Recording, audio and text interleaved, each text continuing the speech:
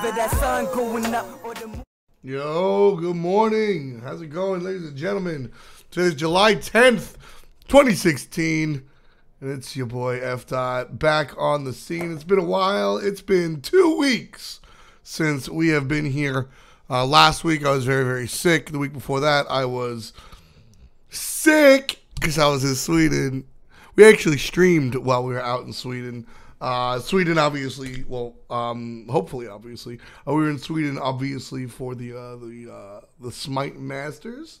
Paladins was there as well, so we got to see some of that as well. What up, Kirsch? How you doing? I see Walrus out there. I see a whole bunch of people. It's been a while, my friends. Was Goody Frank? Everybody. So I got mad sick, honestly. DreamHack. So when you're doing the whole I hate the word talent, but you know, when you're doing the whole caster, hoster, interviewer, guy on camera thing, it's like a badge of honor, pretty much, to not get sick during the events. Was Goody, Derek? Because everybody gets sick. Everybody gets sick because sort of if you know any teachers, when you first start teaching, because you're just around so many kids and so many germs and so many gross things, you sort of just get mad sick, and then after a while you just don't get sick. Well, it's sort of the same thing, but less frequent than teaching, in that you're still all over the place. What up? How you doing? But you're still all over the place, and you're still surrounded by all these people, and the thing is, you're shaking so many hands, you're hugging so many people, and so many people are coming and going that you're bound to get sick. And I swear, this time around, you can ask the people that were at DreamHack. There are some people in this chat that were at DreamHack. I was not sick during DreamHack. I was fine during DreamHack. I was totally fine during DreamHack. And then right after DreamHack, I got so sick. I mean, I didn't have my voice for over a week, which is devastating to me. One, because it's my job. Two, because, let's be real. Friendly Slap, I love the emote of the dog wearing the lobster hat. I just need to say that out there. But being sick really sucked. It wasn't just, so I lost my voice for a week, but I also was stuck in bed. Stuck in bed. My voice still isn't back. We're operating at 80% capacity. I was in bed, stuck in bed for 2 days. So I decided to go to Dr. Zhang. Yeah, my doctor's name is Dr. Zhang. I think that's hilarious. So I went over to Dr. Zhang, and she was like, all right, clearly, you've got strep throat, which, I always get strep throat. So I was like, duh, clearly I got strep throat. And then they were like, well, you don't. Clearly you've got mono. Let's do a blood test. And I was like, but I had mono as a kid. That's the kissing disease. You know, I got that, I got that shit in the 6th grade or something ridiculous. Well, it wasn't mono. And the doctor calls me up. The doctor calls me up hey, I got good news. I'm like, what's up? Hey, it's not mono. I'm like, all right, sweet. What is it? We don't know. So how is that good news? Why is that a good thing? Why is it good news if you don't know what I'm sick with? I was unhappy. They gave me a whole bunch of stuff. See, I sound F. Dot sounds like a smoker. See, I'm still recovering. I'm at like I said, 80% capacity is probably being nice about it. I'm probably 70 or 75, and it's been 2.5 weeks. And I'm so lame. I'm so mad. I'm not lame. You're lame. But so, yeah, I was just what the hell? Why is that a positive? Why is that a positive? So they didn't really know what it was. They gave me a whole bunch of drugs, some of which made me feel a little loopy. It was crazy. But we got through it pretty much. Flock of Deagles. We haven't been doing first period for the past 2 or 3 weeks or so. So there was that. Yeah, Dr. Pern. I should have called Dr. Pern. That's definitely what I definitely should have done. Yeah, I got my shoes in the background. Whiskey, a good remedy. Whiskey was a good remedy when you had a toothache, because it would my grandma used to do that stuff. But anyway, I got really sick It was no fun. No fun. You guys heard me. I was casting super sick. I mean, I'm not sick anymore, but I sound it. Sunday, actually, when it wasn't Sunday, it was Monday, July 4th, because it was an SCL cast. We were casting Xbox. And I generally stand up when I cast it. So I'm standing up, right? I'm standing up and I'm casting everything. And I'm slowly, like, feeling a little woozy. And my vision gets, like, long. Like, you're looking down a long hallway. And I sort of stumble back. And I don't really, like, know what the fuck is happening. I, like, half pass out, basically. And I like continue the cast. I don't know what it sounded like, and I don't want to listen to it, but I definitely like was clearly fucking out of it. And I was actually a little nervous driving home, so I stayed in the office for a little bit. And then when I did drive home, my doctor is right in front of, like, it's on the way home. So I stopped at the doctor, and I was like, "Hey, what's up?" And they're like, "Holy shit, you're like ultra dehydrated and have a super fever." So they just like shoved an IV in my arm, and like it was not a good time. It was not fun. I was very, very sick. So, you know, I've had bronchitis in the past. It almost sort of, now that you say, I didn't even think about that, but now that I think about that, it you know, makes a little bit more sense. So yeah, I mean, like I like passed out there on that set, man. I think you could hear me like slur my words or a little bit. It was the 4th of July. Smite, or no, esportssmitegame.com. It was the very last set on the 4th of July that I was casting with Toli. So it was Barrage versus Rival? Yeah, I think it was Barrage versus Rival, because Eager versus Noble was after that, but I think Adonis did that one. But in any event, it was, you know, it was not fun. The show must go on. I had a 103 fever, and I was, like, severely dehydrated. So I, like, basically, as I was driving home, like, right before I got home, I, like, was like, oh, shit. I had to go to the doctor, and they shoved an IV in me, and, like, life was good, sort of. So, you know, man, yeah, not a Rolex. It's a Seiko. Shouts to you, Blissfiend. You got a good eye. Thanks, Walrus. Yeah, I mean, like I said, it's you know, the show must go on. Definitely. I like not even like, oh, for the team. I mean, I just like casting, and like I feel out of whack when I'm not like. I sat out of the office for a whole week. Like, I usually go in the office and do shit, right? And, like, cast or practice or at least watch the games, right? And I was just out of the game for a week, and I just not for me. So I was like, all right, let's do it. Let's do it.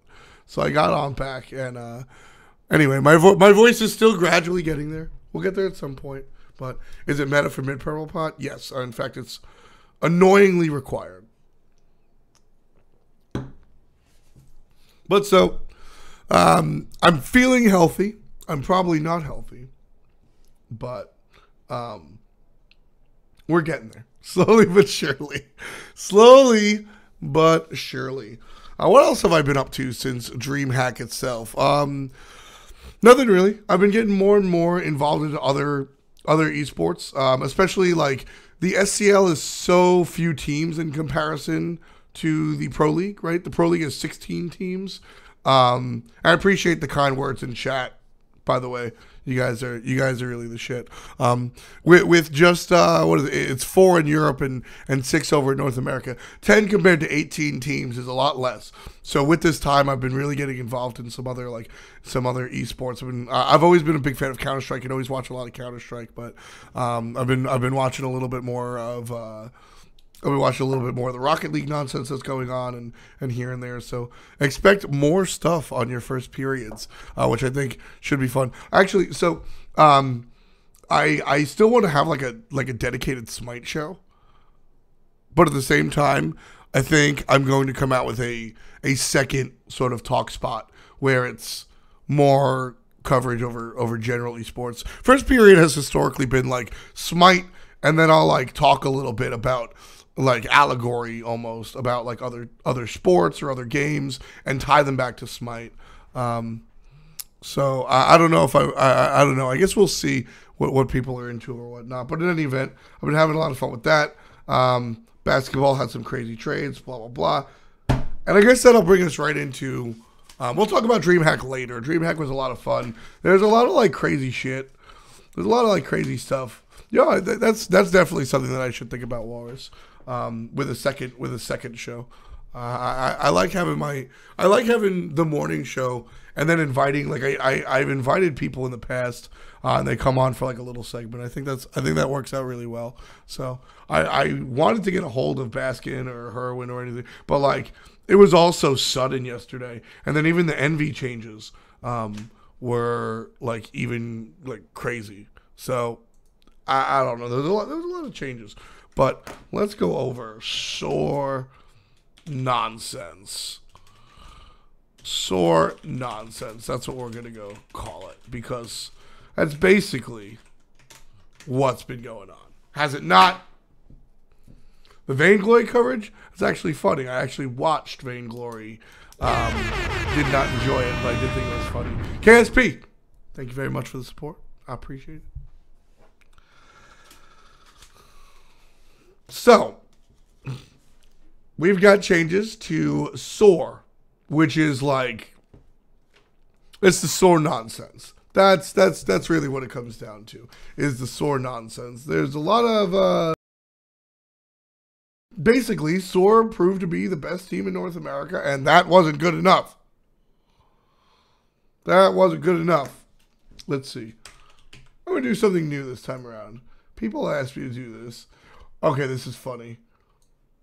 So just off the bat, the Lazy Snake jumps over the Happy Maskin.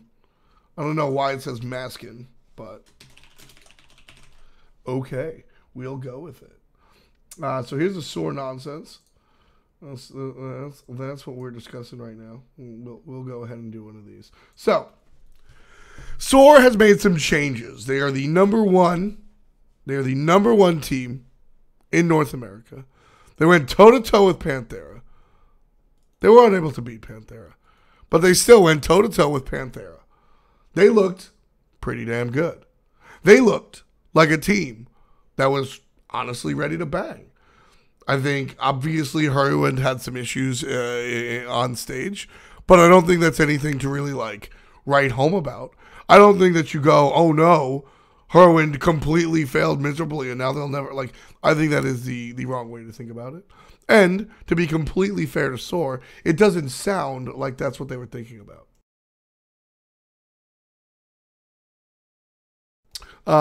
Which is something that I'm very happy about, to be honest with you. If Soar said that they went out and they kicked Herwin 100% for performance reasons, I don't believe that, and you shouldn't either, because the guys on Soar are smarter than that. Like, they're smarter than that. It was Herwin's first LAN. Got the Call of Duty in me. There's a Call of Duty meme when you're watching COD World League. If you spam chat, it's not LAN, it's land with a D. Because console peasants don't know anything about, like, LANs. It's hilarious. In any event, the guys on Soar, Jigs primarily, like, they were too smart to have gotten rid of Herwin 100% for performance reasons. I'm too, like, I have too much faith in the intelligence level of the guys on Soar to think that's an actual fact. And like I said, you probably shouldn't either. So, in any event, Herwin is not the world's most confident person. You can see that in the things that he tweets or the things that he says. And that can be tough to team with. I understand that much. I get that. I don't hate it, you know? So, it's whatever. Herwin for Snoopy. I feel pretty even on that, honestly. Snoopy has a better attitude, and I think that is probably why Soar went this direction. Herwin for Snoopy, I feel like, it is Call of Duty players. I was messing around. So, Herwin's a good player. I think he's arguably a great player. I don't think he's I don't think he's the best in the entire world, but I think that he certainly deserved a little bit more credit than he was getting. I think he was more consistent than the best was on Eager. Flat out. I think Chaos, I hate doing the whole rank your mid laner or whatever, but Chaos is probably your number one in North America, and I would probably put Herwin as two. I don't necessarily think that, Xenotronics isn't taking that from him anytime soon. Sorry, Aduro. And like I said, everybody celebrated the best. He was the best. The best has peaks, but the best also has valleys. Herwin was generally pretty even. He was generally pretty like standard. Nothing to really shake a stick at there. So I wasn't too concerned about Herwin's play. Lan didn't do well. Now Snoopy, he's not going to have any problems on Lan. So there's that. That's definitely a thing.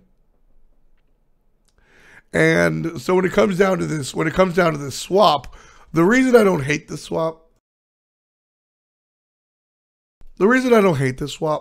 is because, and I see a lot of people saying this in chat. I think that Herwin is a totally fine mid laner, and I think it's working out totally fine. And Snoopy can do a totally fine job, but Herwin is, he's already there, he's already doing it. It's totally fine, and he faltered a little bit on Lan. Sorry, I'm discombobulated. Positives of Herwin: good mid mechanics, understands objective control, will play for the better of the team. Negatives of Herwin: can have a self-defeating attitude, which is a big deal.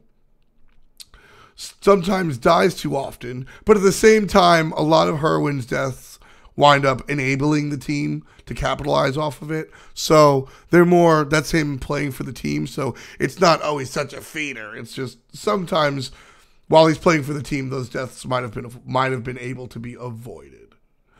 And then recent land performance totally wasn't there. Snoopy, on the other hand, when it comes to, I think Walrus probably said it best. I was about to say the same thing. Herwin is probably the better mid player than Snoopy, but Snoopy is a fantastic smite player. And in time, Snoopy might be able to usurp the spot of Herwin. I'm not ready to say that just yet. It certainly didn't work in solo lane. Maybe it won't, but I think mid lane is something that Snoopy's a little bit more accustomed to than the solo. So I think that I think that Herwin, despite the fact that Herwin got an unfair shake of the stick, like Yaman said, mid is feed for your team. You look at Yaman, Yaman does it a little bit less, but Lobster does it a lot for Paradigm. Your middle laner is a glass cannon. It's a mage. You're going to die a lot. And I think that people that are a little bit less informed about the game just see a sheer number of deaths out of Herwin and write him off as a bad player. I don't think that Herwin is the superstar MVP, but I certainly think he's one of the better mids, and I think that a lot of fans and people at home don't give him the proper respect that he needs. That said, Snoopy for Herwin I view as a side grade, and if Sora is concerned about the attitude that Herwin has, then sure. One thing that I want to say is that Herwin's attitude is internal, it's not external. He's not a douchebag, like, talking smack about his teammates. So I'm not too concerned about Herwin finding a new team. I think that Herwin will be able to find a team no problem, and Herwin will be able to, do fine. I'm not concerned about Herwin. There's no concern for me. So, Herwin's off the team. And he went pretty quietly. It was just, all right. Sort thing. When I said Yaman does it a little less, I mean he dies a little bit less. Herwin went off kind of quietly. They were just like, okay, sweet. Herwin's already on denial. It was announced. Awesome, sweet, hurrah. So Herwin left, and they were like, oh, it's just for performance reasons. I don't believe that, but whatever. It was pretty quiet. Homie FA and Baskin, though, on the other hand, weren't as quiet. Homie FA just left, and he wasn't too quiet about it. Essentially, well, not essentially. This is what he said. Boom! All this. TLDR, I left Sora because the team atmosphere was extremely poor, and I was supposed to be kicked with Herwin. Bop, bop, bop. Essentially, what this says is that it's a whole bunch of text. Basically, it goes over pretty much what went down with Sora. Homie FA goes ahead and he talks about that, all right, things were fine when they first started, not that big a deal. Now, he wants to explain the dynamic of SOAR, and the way it worked was Herwin was the shot caller, Matt Yankee and Homie Effie were pretty quiet, Jigs was vocal, and Baskin spoke up when he felt like it. That's pretty much what happened on SOAR. When the team was created, everybody was like, oh, if we have problems, we're going to work through it. We're a good team. Yay. Like every team starts. No team is going to start like, all right, guys, I hate you. If we have issues, I refuse to work through them. We're just going to talk smack about each other. Like, nobody actually does that. But I guess it's nice that you give us an origin story. Hooray. So, middle of the split, we encountered a problem. Baskin and Herwin are knocking heads. They don't get along. Bickham, the coach, went up to Baskin and was like, yo, chill. Can you just work with Herwin instead of, like, stop being so hard-headed? And Baskin's like, nah, screw it. Homie feels like Baskin isn't trying as hard, showing up late to rehearsal, wants to mute him during scrims because he's annoying, doesn't actually do it, just figures, all right, Baskin's being annoying, let's ignore it till DreamHack, and let's ready, set, win. After DreamHack, Snoopy goes to Baskin and is like, hey, can I mid? Baskin tells Jigs and Baskin told Homie, and they said that it's up to Homie, because as the jungler, you're going to be involved with your mid laner a lot. So if Homie feels more comfortable with Herwin, it probably makes sense leaving Herwin around instead of bringing Snoopy aboard.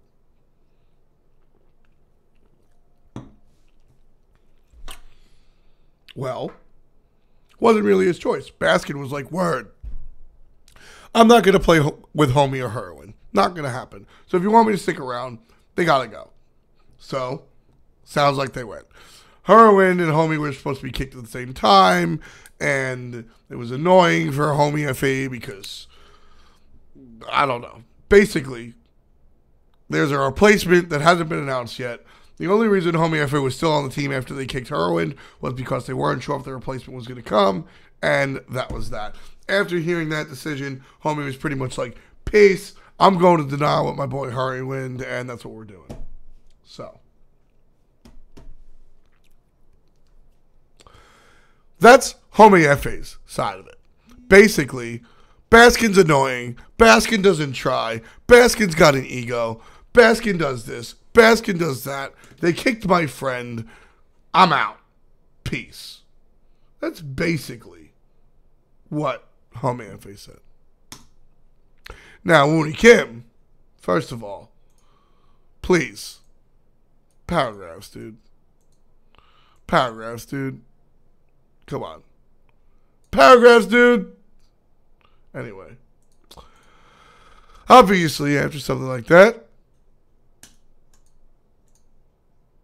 Baskin's got something to say. So what Baskin basically said was, all right, real talk. Herwin, he got kicked. We had a meeting about Herwin. Everybody said that attitude-wise and mechanics-wise, Snoopy's a better mid, so we go with him. Sweet. Love it. Love it, love it, love it. Love it, love it, love it. Easy peasy. Nice and easy. Homie FA's situation a little more complicated because it wasn't a kick, it was a leave. Since none of you actually know Homie FA, he has a unique personality in and out of game, especially at the beginning of the split, where he would get intimidated or frightened easily. Many times he said to his team that players such as Andy or Omega with imposing personalities were scary or intimidating to the point where he wouldn't even talk to them if they came into our team speak to play different games.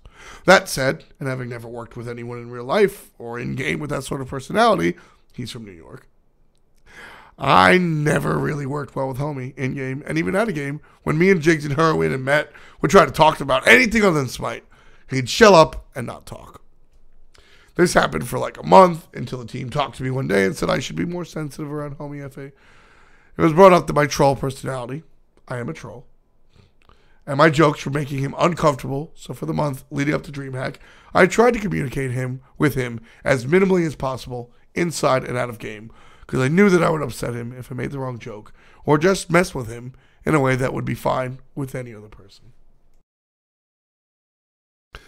Baskin then goes on to deny the fact that he's lazy and this, that, and the third. He's like, look, I was late once or twice. Totally happened. My fault. But Homie FA exaggerated this, right? Homie and Herwin still continue to have their problems, which was rough because Baskin really only talked to them in scrims, and it was only about calls and game info. So before DreamHack, there's no conversation between the teams. There's no, like, Herwin and Homie are like side A, and everybody else is side B. They don't talk about Smite outside of the game. They don't talk about things that aren't Smite. They don't really chill. They're not boys. They're just sort of like coworkers, essentially, right? And that's kind of rough. I think in a team environment, you need a balance of coworkers and friends, because a team that is super friends fails because there's no ability to improve, because you can't kick a player, you can't talk intensely to a player because everybody's all friends. But then a team that's just straight business fails because there's no trust, there's no of the other stuff, right? So basically what I think happens here, and it continues on, even talking about, so right here, it continues on. After DreamHack, Snoopy has to join us mid, and we decided to pick him up. Homie FA was extremely upset by this because Homie wanted to play with Herwin. We didn't, and Herwin's Homie's only friend on the team. This led to Homie creating a group chat with everyone and calling me a cancerous retard, quote unquote, that he would never team with. In response to this, Matt and Bickham defended Baskin, saying he was a problem before DreamHack, but at DreamHack in the month before, Baskin was okay. Jigs was sleeping and woke up when it was all over. After things settled down, Homie said he would stay on the team, but now it's obvious he just said that as insurance while he got a spot on denial. They were pretty pissed at Homie FA for his immaturity, so they found a jungler and they'll look for him, blah, blah, blah. Haha. So basically, what it comes down to here are two different extremes of people, I think. I think you've got two different extremes of people right here. We'll talk about that later, Pure Chaos. I think that you've got Homie FA, a very shy guy. If you've ever met him, extremely shy. I mean, Homie says like 5 words a LAN. He is very, very, very, very shy. Very, very, very, very shy. Baskin, on the other hand, kind of the opposite. Baskin is the dude to talk to strangers, just to like mess with people. Like he said, he's a troll. He says it himself. He just likes to mess around, have fun, he'll fuck with you a little bit, right? And so those types of personalities are usually on the other side of the spectrum. And in a competitive environment, like a team, that's going to be rough. These guys just didn't work well together. They just didn't work well together. I don't think that there's anything. Homie FA writes that Baskin is a giant ego man that shows up whenever the hell he wants, puts in effort whenever the hell he wants, dictates the way a team works. Kick him, keep him, get that. I'm not going to play today. I'll play today. Baskin tells a story of Homie FA being silent, talking shit behind people's backs, making internet chat rooms devoted to hating on people. I think the truth lies somewhere in the middle. I think that, you know, Baskin probably feels himself. Baskin's probably sitting there like, you know what? I'm the shit. I'm in the conversation for best player in the world. If you say so-and-so is the best player in the world, you have to bring my name up. I might not be the best, but I'm in the conversation. I've earned, and to a certain point, that earns you the right to sort of say, I would rather play with person A over person B. I don't think there's a problem with that. I think Baskin has earned the right to say, I would rather play with Snoopy over Herwin. I don't think there's a problem with that. I do think there's a problem with showing up late to practice and this, that, and third. And to that extent, I think, again, it lies somewhere in the middle.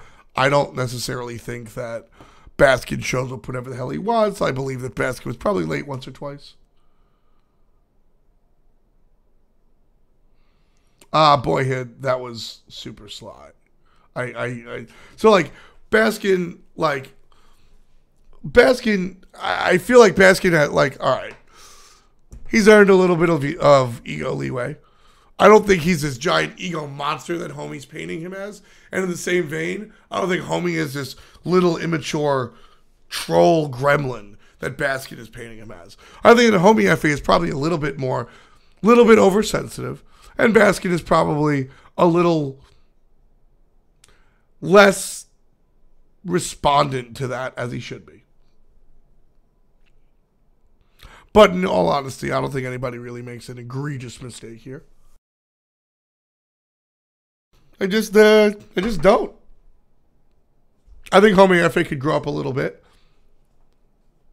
And I think Baskin could come down to earth a little bit. With that said, I don't think Homie FA is the most immature person in the world. And I don't think Baskin's got his head to the clouds.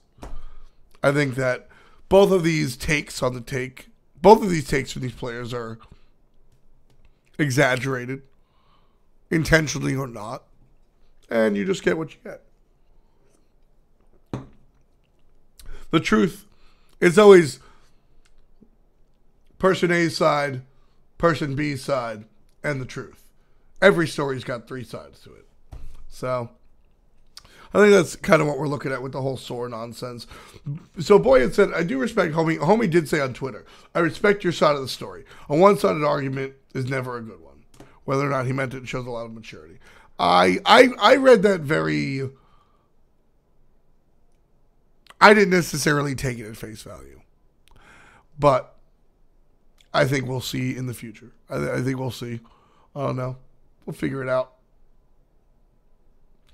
The only thing aired out was specific negatives regarding specific players, obviously.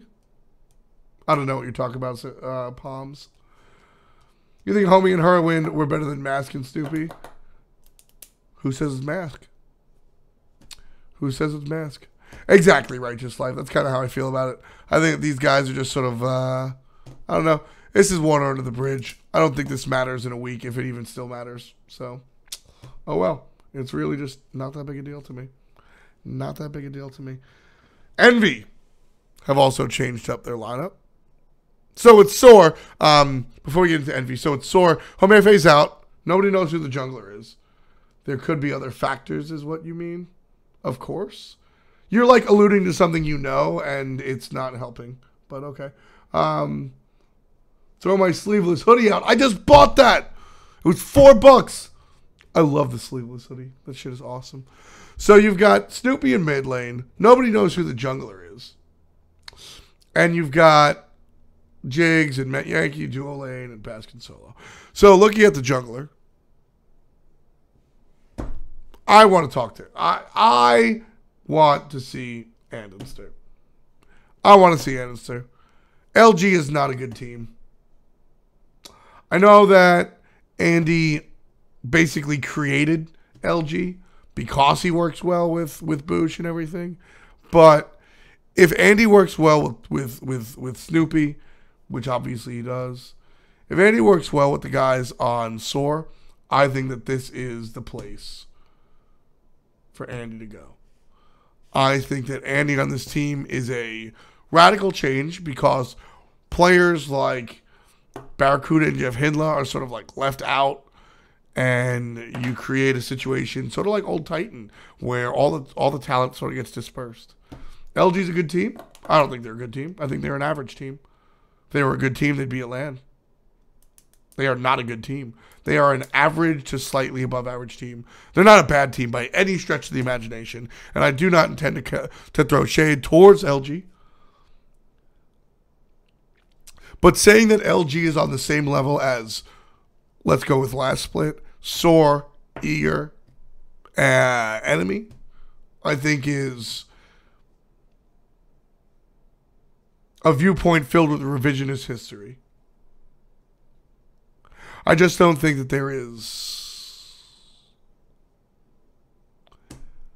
I'm not sure if this LG roster stays together, how much of a future it has. So I think Andy should move on to Soar. At least that's what I'm rooting for. If you look at some of the other junglers on the market, obviously Mask has been on 27,000 teams, but I think he fits on Denial. But with Homie going to Denial, he doesn't have a spot. Is it Mask? Is it Andancer? Shing's looking for a team. Shing's looking for a team. I have no idea why Eager didn't get invited to the Epsilon Land. I don't do any of that shit. Shing's looking for a team. Maybe it's Shing. Maybe it's Shing. Who knows? I really root for Shing. I want Shing to fucking find a team. I don't think Shing goes to Soar. But I'd like to see Shing join LG. I'd like to see Shing join someone. I'd love it, dude. Mask has a huge attitude problem. I believe that. Or at least, I believe that the guys from Denial said that. Can Shing fit on Soar? Probably not. He's too new. But so Shing Chen. I wish, man. But yeah, no, I secretly always root for Shing to come play. I think Shing, a lot of people like Shing. Shing used to be a bad dude, apparently. I never knew bad dude Shing. I only know good dude Shing. And he's a good friend of mine, so I root for him a little bit.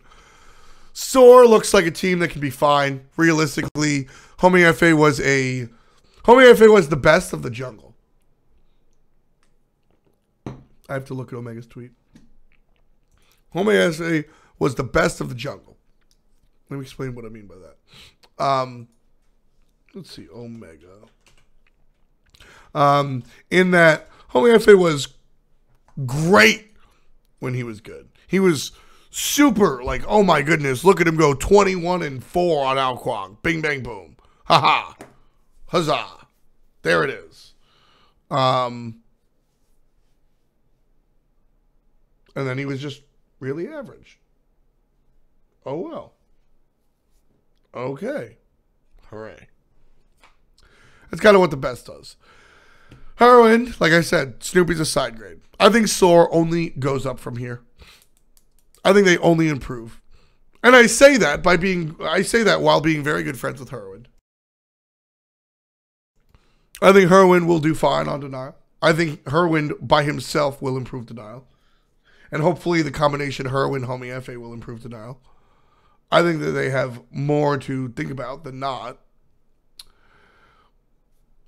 But I think Soar definitely improves. I don't think they go down. I think they go up. If you're humble, you always improve. Always. So yeah. Omega says, solo laners with attitude. Omega, Cyclone, Baskin, Maddie, Salt Machine, Divios, Maddie, more. This might should be 4v4 and solos 1v1. I agree. Brandon brings it up all the time. That, solo lane is the mind game. Solo lane is the lane where you got to deal with the other person. Solo lane is, that's the spot where you gotta have attitude. If you don't have an attitude in the solo lane, you lose. Sorry, it's just not gonna happen. It's not gonna happen. So I don't know about that one. Envy changes. Envy roster changes. That's a thing. Envy's had some roster changes of their own. Where should we put this? Should we? I should probably get an actual overlay. Artists, holla at your boy. But so Envy roster changed. Basically, this was on Reddit. Confirmed by somebody on stream, apparently, like they always say. And the Envy roster has gone through a big change. Now, obviously, Kiki's still there. Obviously, Kiki's still on Envious. But who else? I'm going to see if this actually works. Just tweeting out every single freaking topic that we do. I don't know. Playing some new stuff. I need a partner to do this for me. So Envious, they get a new lineup. They get a new change. They get new stuff. Cyclone confirmed about 3 a.m. Confirmed by Cyclone himself today. Yeah, no, Dimmy is the nicest person. But Dimmy's got an attitude. Attitude doesn't mean negative. Attitude does not mean negative. Dimmy has an attitude. Dimmy is very confident. But that's not, like I said, attitude doesn't mean you're a douchebag. Attitude just means that you're confident in what you do. You understand, like, word, I am going to beat you most, like that. And Dimmy has that. That's why Dimmy's good. In fact, going to what Walrus was saying before about staying humble allows you to improve. Staying humble allows you to improve. But at the same time, you must always think that you are better than you actually are if you want to improve. If you want to be a top 10 player, if you want to be a top 25 player, you have to think that you're a top 10 player. If you want to be a top 5 player, you have to think that you are top 3. If you want to be top 3, you have to be the best. You have to think that you're the best. And if you want to be the best, you have to think you're the best that ever was. Because if you don't think that highly of yourself, you'll create a glass ceiling. You'll just create a glass ceiling where you're like, yep, you know what? I'm the 6th best solo laner, and that's all there is. You have to understand that you are better than your current position, and at the same time, be grounded enough to realize that you have much to learn, and that nobody is done learning. And it's very difficult to balance that. And that's not just Smite. I mean, that's anything, man. Me as a commentator, right? Like, me as a commentator is very similar. I came into the scene, you know, I'd never casted anything before, ever. You know what I mean? Never. I was never a caster. I always wanted to be. I muted the NBA and casted NBA games with my brother, but I never actually was a caster. I didn't cast League of Legends like Hindu did in the past. You know, I didn't do any of that nonsense. So for me, it was basically just like, all right, let's give this a shot.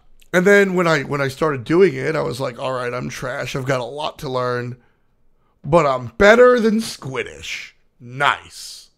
Hell yeah. And so I worked to prove that I was better than some of the guys that were already doing it. And I believe I succeeded. And now it's still the same. It's always the same grind. It's always the same grind. I'm always learning, but I do think that, like, all right, you know what? It's 2015. I am solidified as a pro league caster, but I am not one of the good ones. But I think that I'm one of the good ones, and I just have to prove it. I just have to learn. I learned, and I think that I proved that I was one of the good ones. And now, I believe that I think that I'm a very good Smite caster, while at the same time understanding that I always have more to learn. I always keep my window open for pros to give me insight into their gameplay, but at the same time, I think that I've grown to the point where I can make certain inferences. And now, you know, I compare myself to the esports scene at large. I watch COD World League, and I look at guys like Maven and Courage, and I say, you know what? I'm at their level or you know, even above. And even if I'm not, that mentality, combined with the mentality of got to improve, got to get better, got to prove it, is what allows me to continuously get better.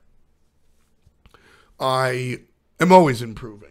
Not because I'm the shit, but because I refuse to believe that I'm lazy. Because that's not my thing. And playing is the same idea.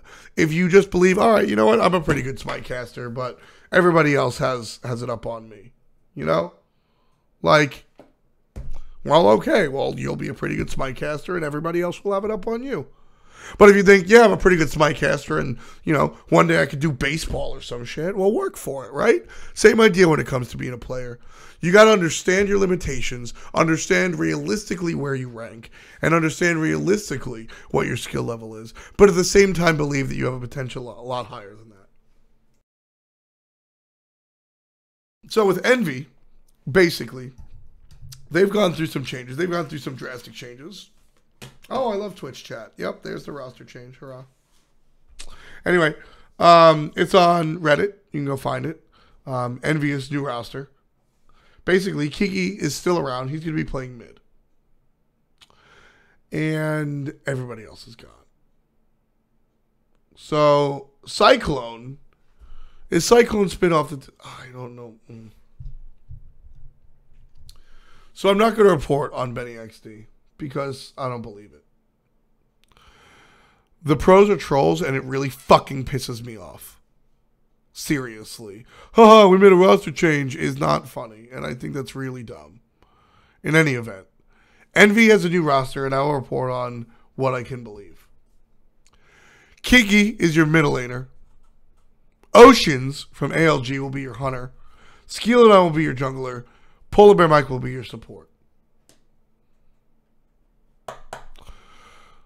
Cyclone Spin has his name crossed out and says Benny XD. Oh well. Benny XD is real, not a joke. Well, oh well, I don't fucking believe it. I don't believe it. You ever hear the story of the boy who cried wolf? Yeah. These pro players have cried wolf 80,000 times. So, do people still play Smite? What the fuck are you talking about, Gucci? It is its healthiest it's ever been. There are more people playing than ever before. But you do you. So realistically, Kiki and Skeeladon, they're friends. I imagine they work well together.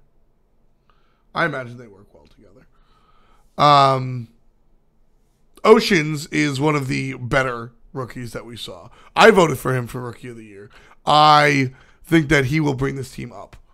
I think that Envy never really had any true hunter nonsense. Polar Bear Mike, I think, is one of the oldest young kids around. And I think that PBM is a great guy to have on this team. You've got... I'm going to report that it's Cyclone Spin.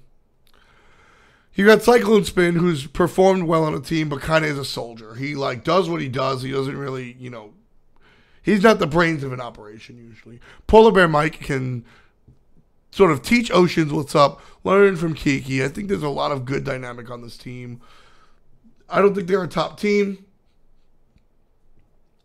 but I think that they are definitely improved from last season, which is hilarious because while the roster from last season was a little bit nicer on paper, I think that this roster works a little bit better. So, yeah, man. It's just annoying. It's so annoying.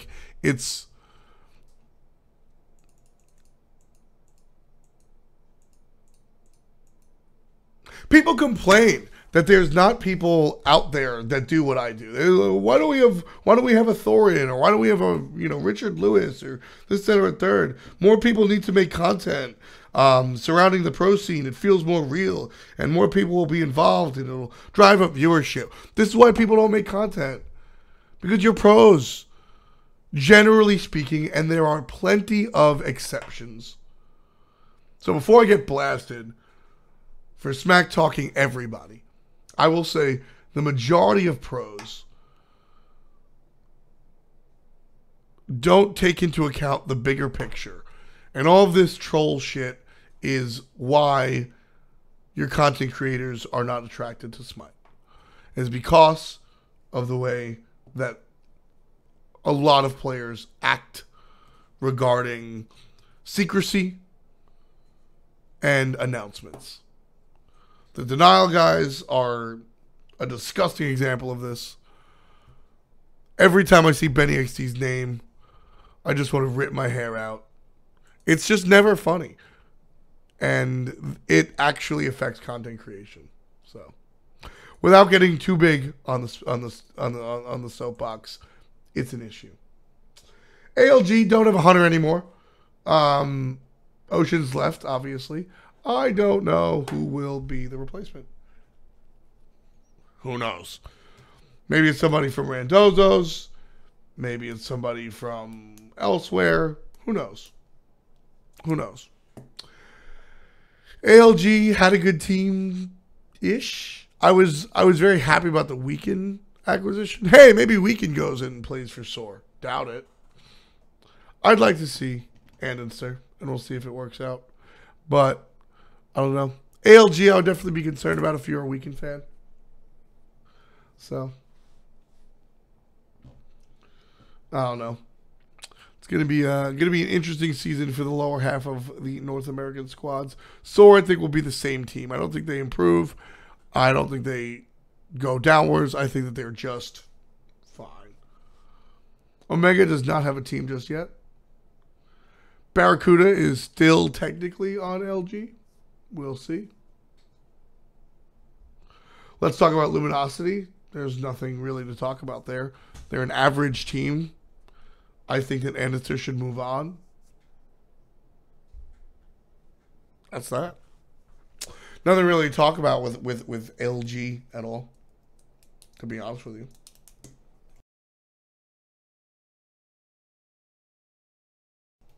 One of the things about getting old COG Prime back together, Scary isn't the best, and MLC is a free agent. I don't think that MLC finds a team this split. I think that at this point, it's no secret. Multiple players have discussed, whether directly or indirectly, the fact that they don't think that MLC is the best teammate. That's not a secret.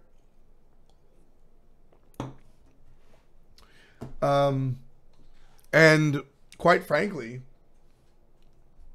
I don't think that MLC is a world-class mid laner anymore.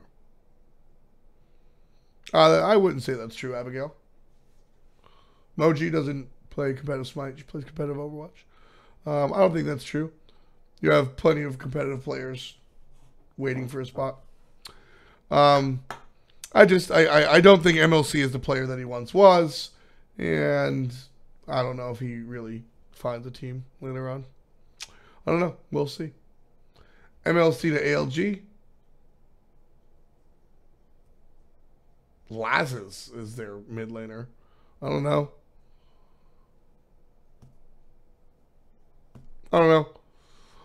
Smite, yeah, I would agree with Yaman.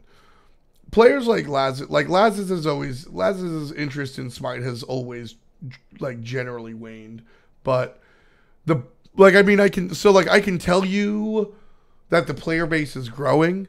I can't tell you. So basically what happens is every couple of months, Hi-Rez has a giant meeting, and Stu sits up there and goes, hey, this is what we're doing in the future. This is what we did in the past. Check out our sweet numbers, or oh shit, our numbers suck. And this was not one of the oh shit, our numbers suck. Obviously, I can't go into detail, company secrets in the second and third, but Smite's growing a lot. And as far as competitive Smite, it is up to esports to make sure that doesn't happen. At the moment, competitive Smite is doing totally fine. She's someone who's friends with a lot of pros.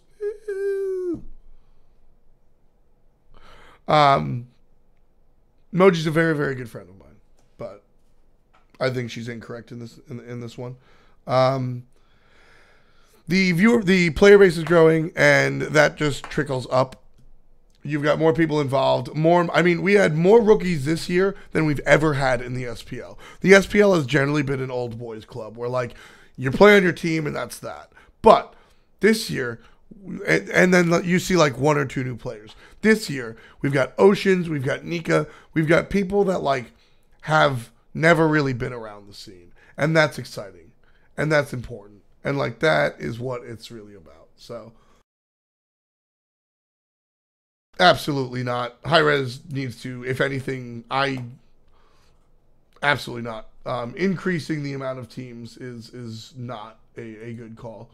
We'll do some more Q&A a little bit later, especially regarding the league. But it's important to note that, so I don't do any league stuff at all.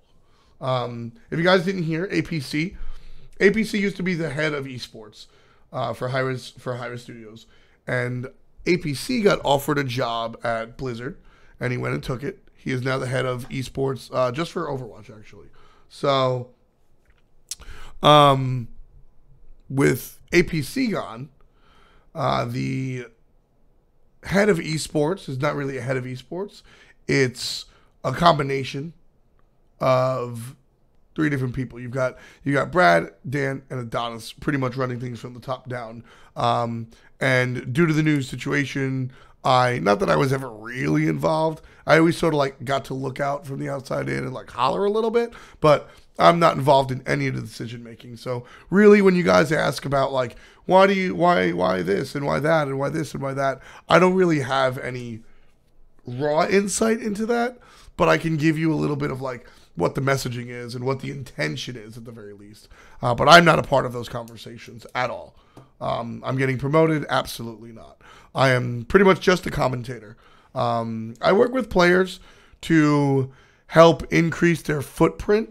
Basically, I'm trying to be like a media consultant for our players, because I think a lot of players kind of suck at the whole growing their thing.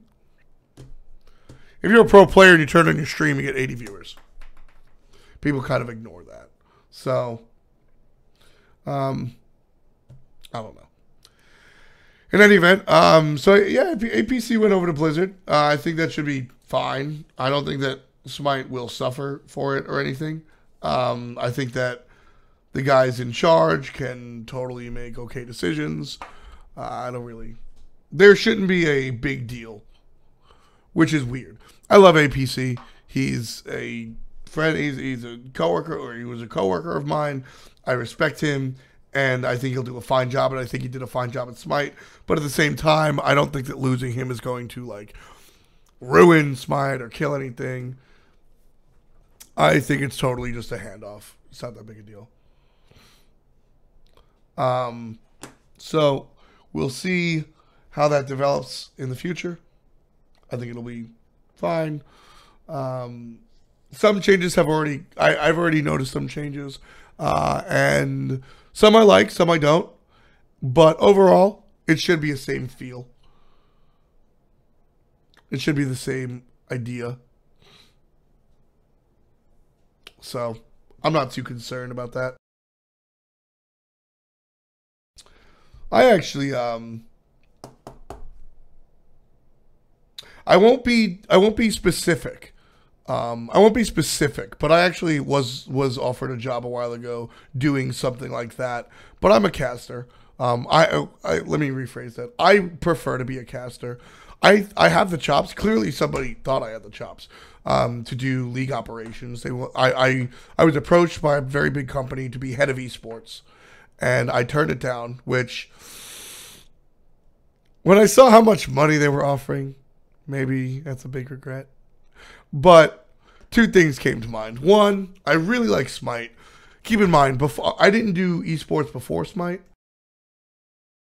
Smite was my first game of esports. I watched Counter-Strike way back when, but Smite like got me into esports. Smite got me into like doing this industry. And it's not a loyalty thing where like, oh man, I owe Hi-Rez everything. I do owe Hi-Rez a bunch, but I think we're about even now. But more just like I really love Smite. But more importantly than that, not community manager, head of esports. But more important than that, I am a commentator by trade. I am a commentator. This is what I do. I love to cast. I love to learn players and tell the story. I love to be... Casting isn't an act for me. I don't know if you guys have seen me cast, whether it's live or on video or not, but like I get excited. I'm moving my hands, I'm yelling, I'm jumping. That's what I do when I watch stuff on TV. When I'm watching the Counter-Strike ESL Major that's going on right now, like that's what I'm doing. When I go watch Portugal later on Euro 2016, that's what I'm going to be doing. That's what I do. I like to be close to the audience. I like to deliver the action. I like to experience the game and the drama. And sitting behind a desk and organizing and being the architect is a lot of fun. And I like to be involved in those conversations. But the idea was, all right, you can do that and you can't cast. And I was like, that sucks. Don't I love money more? No. No. I have had money problems in the past, and sometimes in those moments, it feels like that. But I'm 25. I'm 26. I'm 26, or I don't. Who cares? I'm in my 20s, and I feel like I can grind some more. I'm not naive enough to think that just do something you love and everything will be okay. But I think it's totally fine. What did ABC say? Wow. APC is watching the Counter-Strike. It has nothing to do with me. Why would ABC be sad about something I said? I said I respect him. I said he's going to do a great job at Blizzard. Why would he be upset about that, you big wiener? But, so, in any event, I'm a caster. I like I said, I don't want to say what company gave me an opportunity, but I turned it down to stay with Smite for the moment and more importantly, stay casting. I'm a caster. That's what I do. And that's how I rock it. I'm in my 20s. I'm not naive enough to think that I can live my life just off of like passion. Yes, just do what you love. I went to music school, okay? I understand that's not the case. I understand that. But at the same time, being in my 20s, I can make a couple of more mistakes. I turned down Warner Brothers once upon a time because I had other plans. So, I have turned down large opportunities. I don't believe in regrets. I believe in learning. You can aim your ship with your rudder, but don't ever look at the things in your wake because it doesn't really matter much. Look forward and just sort of do what you want to do within reason. At this age, I think that I can continue to do what I want to do. And I'm totally fine with it. I want to be the best goddamn caster, that I can be and around. And so, like, when I'm 35, maybe I take that job. But right now, fuck that. Smite's too exciting for me. Casting, more importantly, is too exciting for me. And that's what I'm going to be doing until hopefully I can, do it forever. We'll see. So, I don't know. I'm very happy with my decision, and I hope you guys are happy with my decision to stick around with Smite. Or stick around with casting, I should say. Because casting is definitely my jam.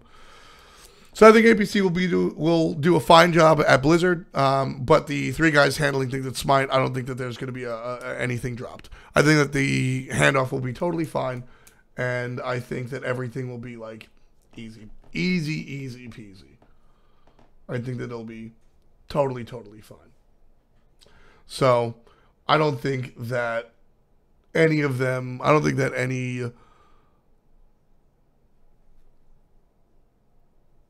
if there was any concern about, APC's leaving, he was all of the good behind Smite, it's just going to be the bad now, I think that's misinformed. I think that Smite will be fine.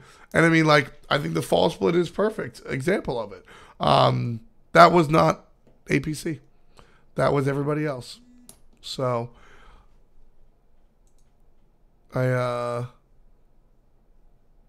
the hell is this?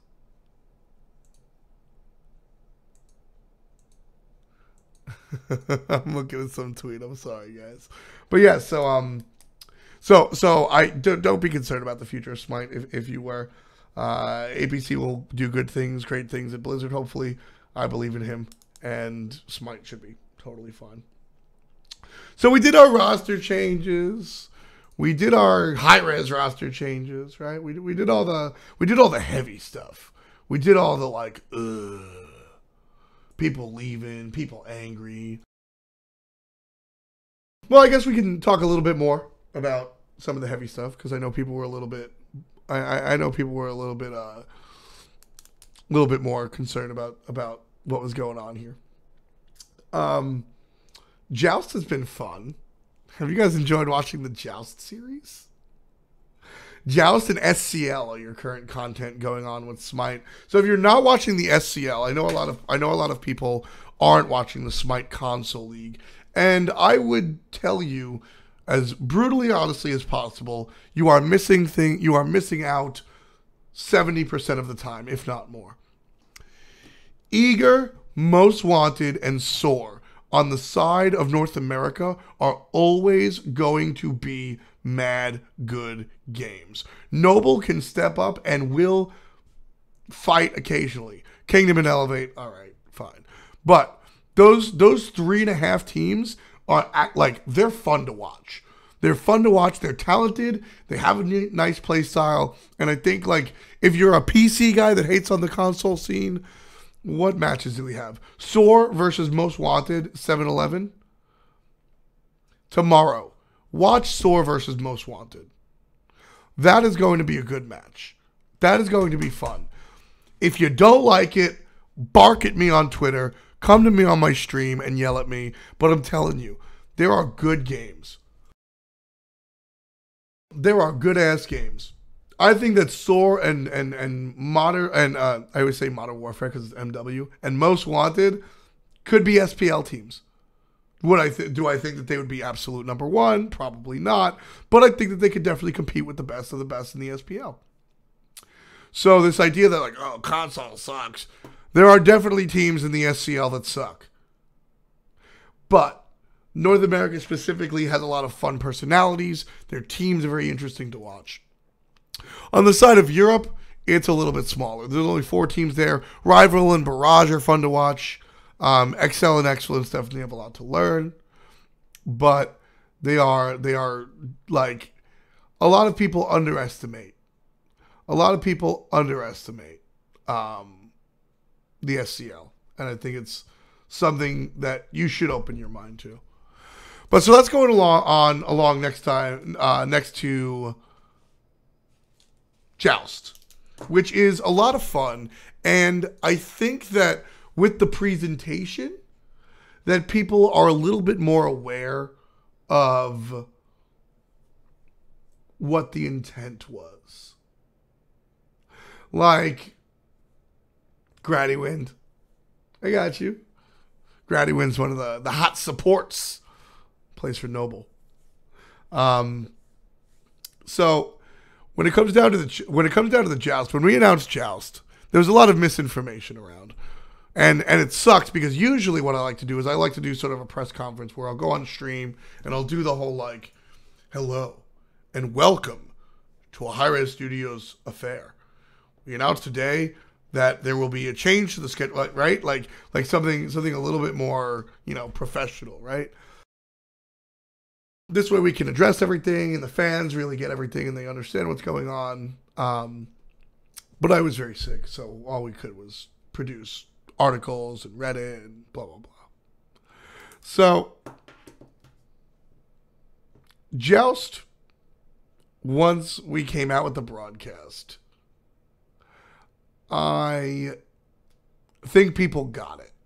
When we first announced there's going to be a Joust competition for $50K, people were like, why not give that money to the pros? Why not do this? And the money comes from someplace else. It's not just like Hi-Rez has a bag of money and they go, all right, this is for the pros.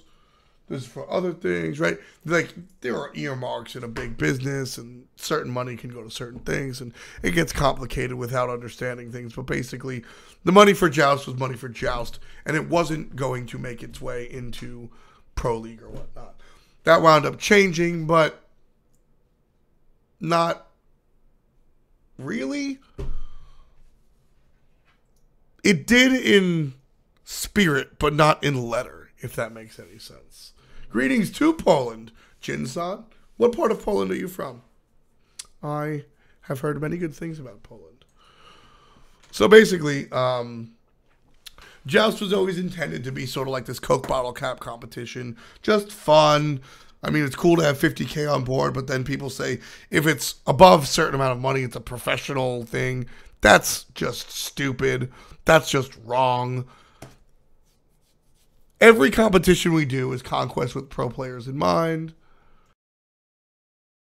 Yes, you can definitely catch up, Phantom. It's pretty early on. You can definitely just tune in tomorrow to the SCL. We've got some good games tomorrow. So, I don't know. Joust, it's a lot of fun. I have to wear shorts and short sleeves and things that don't complement my body. The camera adds a lot more than 10 pounds, okay? Let's just put it that way. I'm not the world's skinniest man, but I'm also not nearly as fat as I seem on camera sometimes. I swear. But I went out shopping for summer clothes since I don't really own summer clothes. I got a pair of shorts that you guys saw. You guys saw the sleeveless freaking hoodie. You guys saw the sleeveless hoodie. Hell yeah. Rocking the sleeveless hoodie. So, I really enjoy what we do at the Joust. It's fun. We get to, especially like, Joust is fun, right? And we'll like, we generally are talking about other things. We're talking about Smite in general and like, oh shit, there's a cool play. That's kind of what we're doing, you know? And I enjoy the Joust thing. So, yes, you are. Hey, Johnny, fuck you, kid. Peace. I enjoy the Jousting. It's a lot of fun. It's a nice break from the norm. It's a lot different. But one thing that I really want to drive home is that it's not replacing a summer split. A lot of people seem to think that we were like, pro players, fuck them. We're gonna make a split that's Joust instead. That's what we're gonna. That's our game plan. That's not our game plan. That's not the idea. That's not the thought process. What was going on in the picture that we were showing one of the pro players? Ask you that during Q&A. I'll answer that. That's a funny story between Rafa and I. So basically last year we had 23 weeks of competition. This year we have 22 weeks of competition. It's the same amount of SPL weeks, -1, I'm sorry. But it's the same amount of weeks and everything. And essentially what happened was, frankly, the longer splits are better for viewers. Is a better viewer experience. And that is, of course, subjective. That is, of course, opinion-based. But at some point, a broadcast company has to make opinion-based ideas, right? You look at the numbers and you say, all right, more people watch on these days during these times, and this format is better if it gets more people or better viewership than this, and the pro players prefer this to that, right? All of that comes into play. But then at the end of the day, it's also like, well, I didn't like a 5-week split. A short 5-week split wasn't fun. It just wasn't fun for me. The 11-week split I thought was ideal. It felt long enough to like really feel like a regular season, but it's not baseball where it's 182 fucking games, you know? So I felt like it was a nice balance. The 11-week splits I thought were very good. And again, I'm not involved in these changes. I'm not involved in these conversations. I'm not involved in league operations, but I certainly agree with what went on here. The 11-week splits, I think, give you more time to really see storylines develop, see what's going on, and see how that works out. I really like the 11-week split. And there were two things that people wanted. Basically, one, people wanted to see a European LAN. And two, the pros wanted huge meta-altering patches, which is a different conversation. Giant patches to not disrupt gameplay. It's important to realize that Smite is much larger than the pro scene, and that the patches must come. The patches will change, and you can't have a patch schedule around a pro league in a game like Smite, or at least a game that is distributed like Smite. So what we did was we accomplished both. DreamHack was in Europe, and it made the spring split mean something because DreamHack was a big event that people want to go to. So you win the spring split and you go to DreamHack, right? So that's that already. European LAN, make the first split mean something. Check, check. And then the midsummer patch comes in between the two splits. Check. That's pretty much what people were asking for. The summer split just wasn't like, that's not, it was never in the plan. Going back to February, we publicly announced that. The Joust did not take over a summer split. It was just,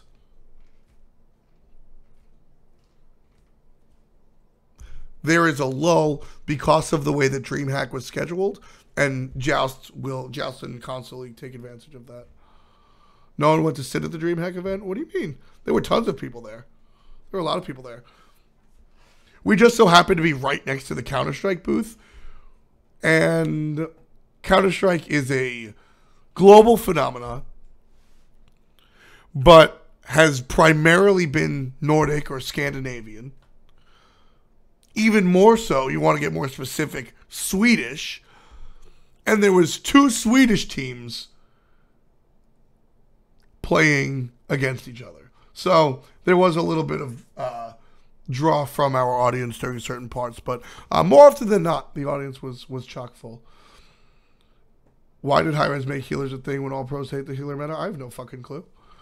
Players who was in pros want unbalanced game. I don't know where you drew that from. But essentially, so there was going to be a lull. I think that I prefer the 11-week split. We got a European LAN for European fans. I met a lot of European. I met a lot of European fans, which was really cool. There were definitely people that went to DreamHack just for Smite, and it was very, very, very cool. I very much so enjoyed that. Like I said, the big patch comes between splits so players can adjust. No problem. No problem. No problem going on like that. Oh, okay. Yeah. So basically King from is that the pros don't want like removing Golden Bow. If that happened in the middle of the split, that would be ridiculous. Players, we've had patches that fall like that, and it's just kind of like, whatever. But the idea was to prevent that as much as possible because patches can't work around esports, really. Esports have to work around patches. So I really, I have no problem with the way the split wound up going in that direction. So there was a lot of fun. DreamHack. That's all my show notes for the day. I do know you, my buddy from Albania. Oh, man. The only things that Albanian I know how to say are inappropriate or drug-related. So, in any event, can I talk and he's talk to you? What up, TSA? I'm mad sick. I've been disappeared, but I'm just getting my voice back, essentially, TSA, so I want to be a little bit careful. So, DreamHack was a shitload of fun. DreamHack story time. Twitch.tv/fswag. So, you can name your runner. Don't bother. Hey, somebody giving me the hot quote. Hell yeah. That's sort of a bastardization of a Saves the Day lyric, but either way, the idea is the same. So, DreamHack story time. I had a shitload of fun in DreamHack. Dude. So, my first time in EU. What up, Zoom Zoom Boom? My first time in EU. How do I feel about the Knicks? I love the Knicks. We'll do some more Q&A later. I've never been to Europe before. I've never been outside of the U.S. I went to Canada once. That doesn't really count. But I got my passport. I got my everything. Looking cute, feeling cute, right? I love to travel. Absolutely love to travel. I don't even mind actually traveling. Everybody's like, oh, the plane ride's so fucking long. Blah, blah, blah. But I don't mind it. But mainly because I just fucking sleep on the plane. It was like, so from Atlanta, we went from Atlanta to New York, which I was really pissed about. Because if I knew, and I did know, I just didn't look. I would have gone to New York earlier. But that's besides the point. So from Atlanta to New York is like a 2-hour flight. And then from New York to Stockholm, Sweden is a 9-hour flight. And then it's a bus ride from Sweden to Jönköping for 4 hours. Blech. That's no fun. But we did it.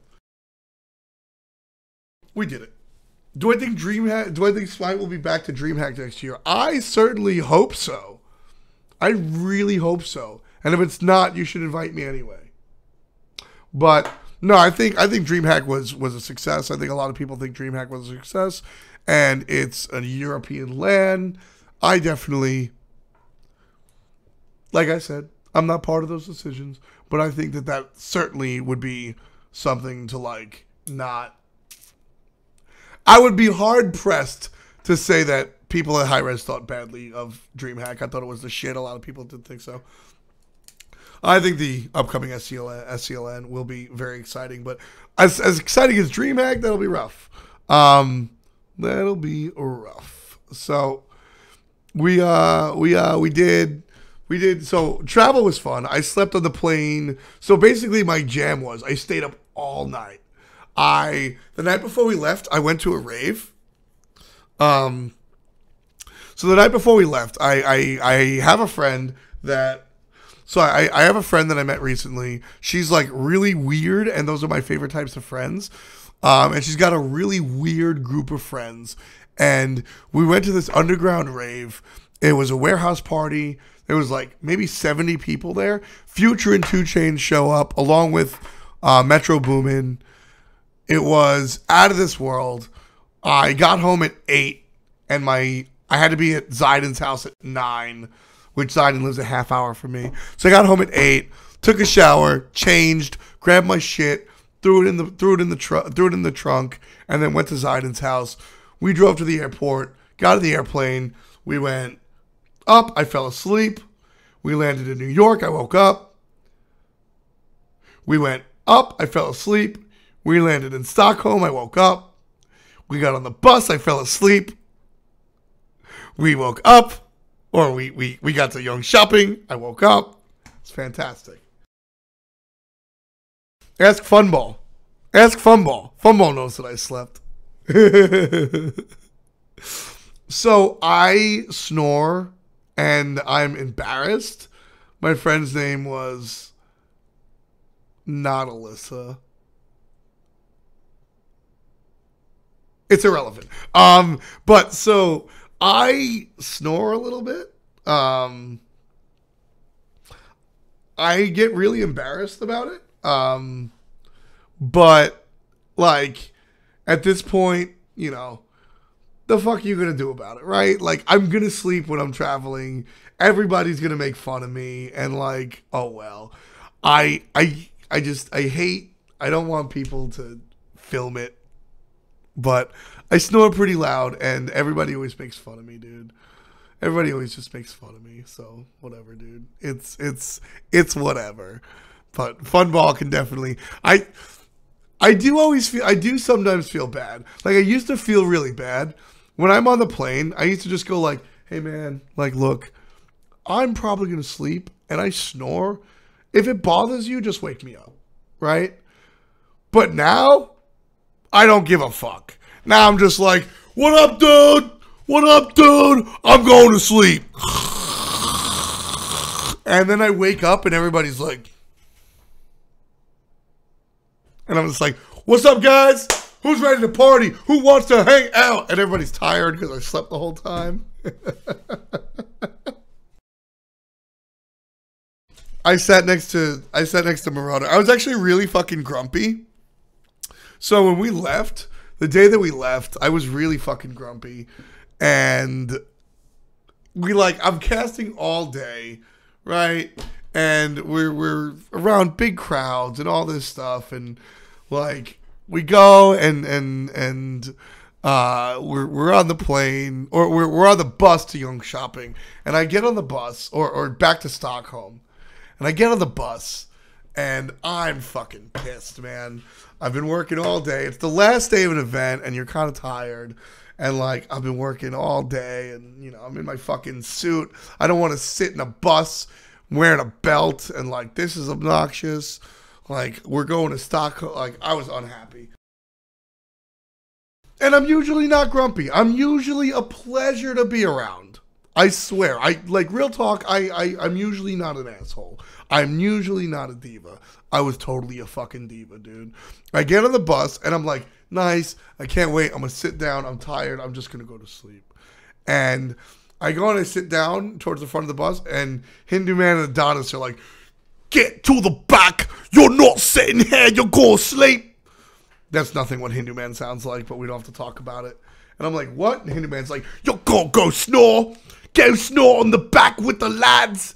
And I just look at the back, and it's all like the fucking Paradigm dudes and blah, blah, blah. And I'm like, all right, I'm going to go chill. And so they send me to the back, and I just look, and there's everybody around, okay? The Paradigm dudes know what's up. They have like been there, done that, right? They're like, no, not today, right? Funball's like, oh, fuck you, mate. Not gonna sit here, mate. Not next to me, mate. Fuck. Right? And everybody, and Dazer's like, oi, no. And then so everybody's like spread out, and you just see poor Marauder. You just see poor Marauder just sitting there in his chair. He's got his headphones on, and he's like, just like having fun, right? He's like totally ready. He's like, yeah, man. I'm like, what's up, Marauder? Can I sit down here? And he's like, yeah, totally, dude. Right? We're talking a little bit, and then I pass out. And then I wake up, and Marauder, he's a happy dude. He's a young kid. He's just happy to be at LAN. A lot of the pros can get like, all right, it's another LAN, hooray. Marauder's like, wow, LAN, wow, Sweden, wow, girls, wow, computers, wow, casters, wow, Smite, right? I sit down, he's like, wow, F-Dot, wow, bus, wow, music. I wake up, and I just look at Marauder, and he's like, wow, F-Dot. And he just looks like he wants to, like, jump off the bus. He just looks like he wants nothing to do with life right now. And I'm looking around the bus, and everybody's like sleeping with like earplugs on or whatever. And like even the guys behind me, they're just being cheeky dunce. They're just being all EU guys. And I just look at Marauder, and he's just like, oh, I did feel a little bad. I was like, oh, Marauder, I'm sorry. You didn't know. And so, like I said, it's one of those things where, like, I'm seriously really embarrassed by it. But at some point, you can't, like, I can't hide it, right? So, like, oh, no. I just kind of hope there's no pretty girls around when I'm sleeping. At first. But so I mean, like, you know, with the pros and the guys, it's whatever. Not the guys, but by the guys I mean the pros. I'm not trying to, like, you know, impress anybody, so it's funny. But yeah, it's definitely how I travel. I could have warned him. I could have, but Funball was too busy being a cheeky net.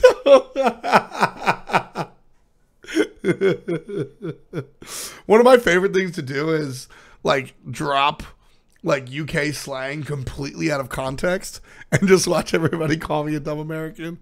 It's a lot of fun. What else did we do in Europe that I had? So the first day of DreamHack, I had a shitload of fun. Basically, like I said, I slept for a whole day, so I was fine. Everybody was like, we're going to go back to the hotel. Yeah, well, we'll chill. I want to chill. I want to hang out. And I was like, you don't want to hang out. I want to hang out. I want to go do things. What do you want to do? And they're like, maybe get like a beer or a wine. I'm like, nah, dude. I want to go out. Let's go party. And everybody was like, all right. See you later, F-Dot. And to be fair, that's generally speaking how it goes. That's why I'm good friends with Sean Charles, the guy that hosted Smite Worlds last year, but that's a different story for a different time. So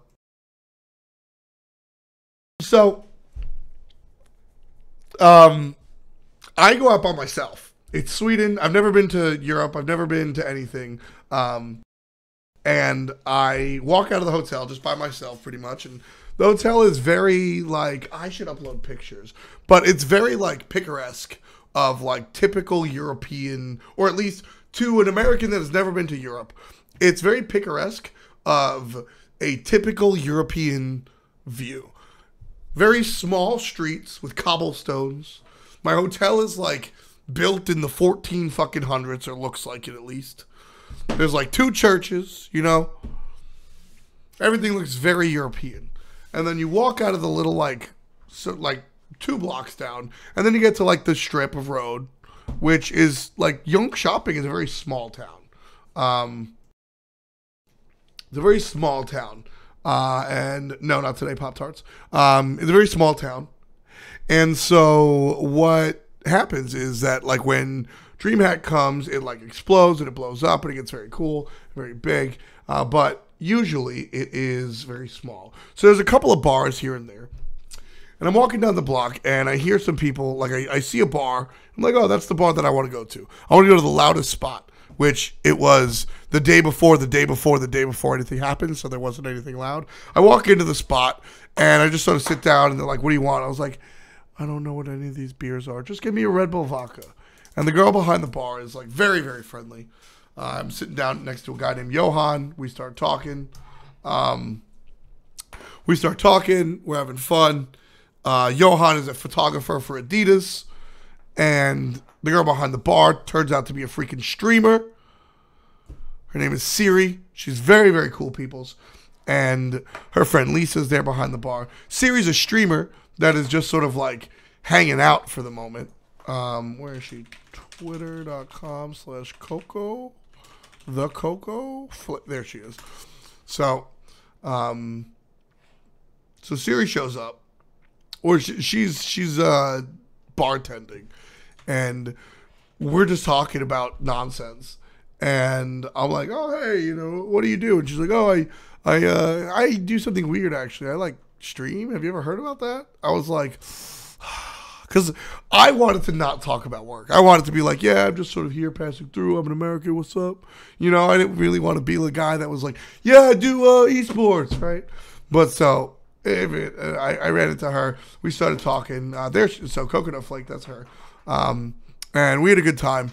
And then, so the way Sweden works is alcohol is too expensive. So what everybody does is they like go to the bar to have a drink or two, and then they go home and have a house party.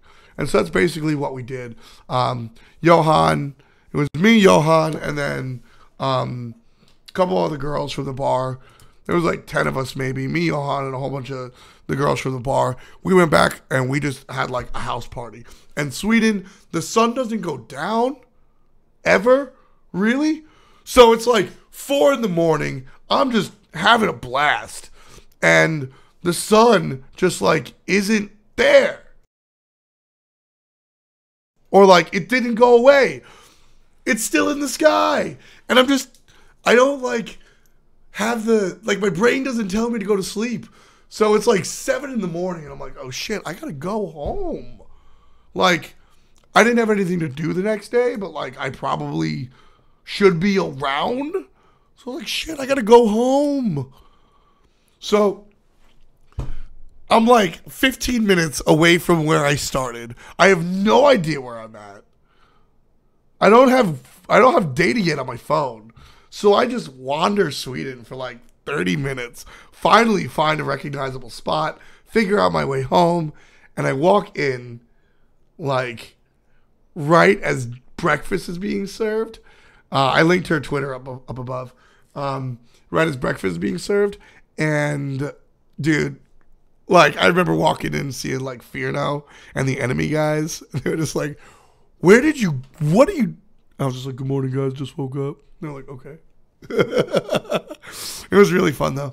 So yeah, Siri, the Coconut Flake, and then I met her friend Shannonina, who I actually knew. Do you guys remember Josh, High-Res Josh, Santa? He comes into chat every now and then. Coconut Flake, Shannonina, they're some of his friends. So it was like, oh, the world's so small. Like it was very strange to see how small the world was. I enjoyed it very much so though. The what's it called? The locals, very, very friendly in Sweden. I had a lot of fun. Me and Zimstar hung out a lot. Me and Clerky hung out a lot. Clerky from Enemy. We hung out a lot. So it was super fun. Super fun. Met a lot of new friends over in Europe. Met a lot of friends. One of my favorite things, actually. One of my favorite things was meeting the haters. A lot of people out there in Europe that like to talk shit about me on Twitter. And I got to meet some of them. And a couple of people like, hey man, like they didn't say anything. And I was like, hey, you don't like me on Twitter. Why not, bitch? And like we talked about it and they were like, oh yeah, you're actually pretty cool. And then there was, thank you Spicy for scaring the shit out of me. And then there was one dude, I won't mention his name. There was one dude that was like, I don't respect you because you have opinions. And sometimes I feel like they go too far. And I was like, my job is to have opinions. He was like, yeah, but you shouldn't say a player is bad. And I was like, you're fucking stupid. And like, he was like, I do respect that you hold your ground, that you're not going to, falter to me. And I was like, word, I don't respect you because you talk shit on Twitter and then like, are a wiener in person. So I was more successful than not. And I think that, I don't know, I think that I'm the same dude on camera and off. I saw like old friends like Dirgius and shit. No, that's not the guy I choked. People still angry about that one cast? I don't know. People are angry about everything. But I met a lot of friends that I already knew for like Dirgius and shit and this, that, and the third. That was very cool. And I try to be very much the same dude on camera as I am off. Obviously, like if I'm on the desk or doing a like hosting an event, I'm perhaps a little bit more professional. My vernacular is probably a little bit different. My pronunciation might even be a little bit different. But at the same time, my intent, my character, I'm still the same motherfucker, right? And I think a lot of people's, like, either a lot of people finally saw that or they just saw the fact that there's a person on the other end of that. I don't know. But it was really fun talking to some of the people that haven't liked me in the past and seeing them come around. And then even that one dude that was like, blah, blah, blah, blah. And I was like, word, I don't respect you at all. Like, you don't really exist in my life. So it was very cool talking to some of those people. So I enjoyed. Post a link of a pic. Yeah, sure. No porn. But so that was fun. That was fun seeing a lot of the Smite people that either liked me or didn't like me. It was a lot of fun. It was also fun seeing Brandon again. Brandon's up in New Jersey, so like obviously, and Brandon's really like I'm not super close with Brandon, so we don't like chill. But it was really cool seeing Brandon again. I think he did a very good job in the Smash Brothers. I caught some of it. He caught some of the cast. It was just really good talking to Brandon again. I have a lot of respect for him, and I think he's got some respect for me. I like that. I think that's cool. Because Brandon has, remember what I was talking about before? About like having that drive and having a passion for something. Like for me, it's commentary. Brandon has that too. And not everybody does. And so I think there's a mutual level of respect about like commentary and stuff. Where is this picture from? Why is this picture a thing? This picture looks like day number 1. This is day number 1.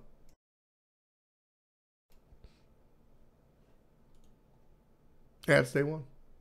I'm wearing my preferred outfit. I do need to stream more. So like so basically I generally stream every Sunday 10 to 12. And then weekdays during the evening.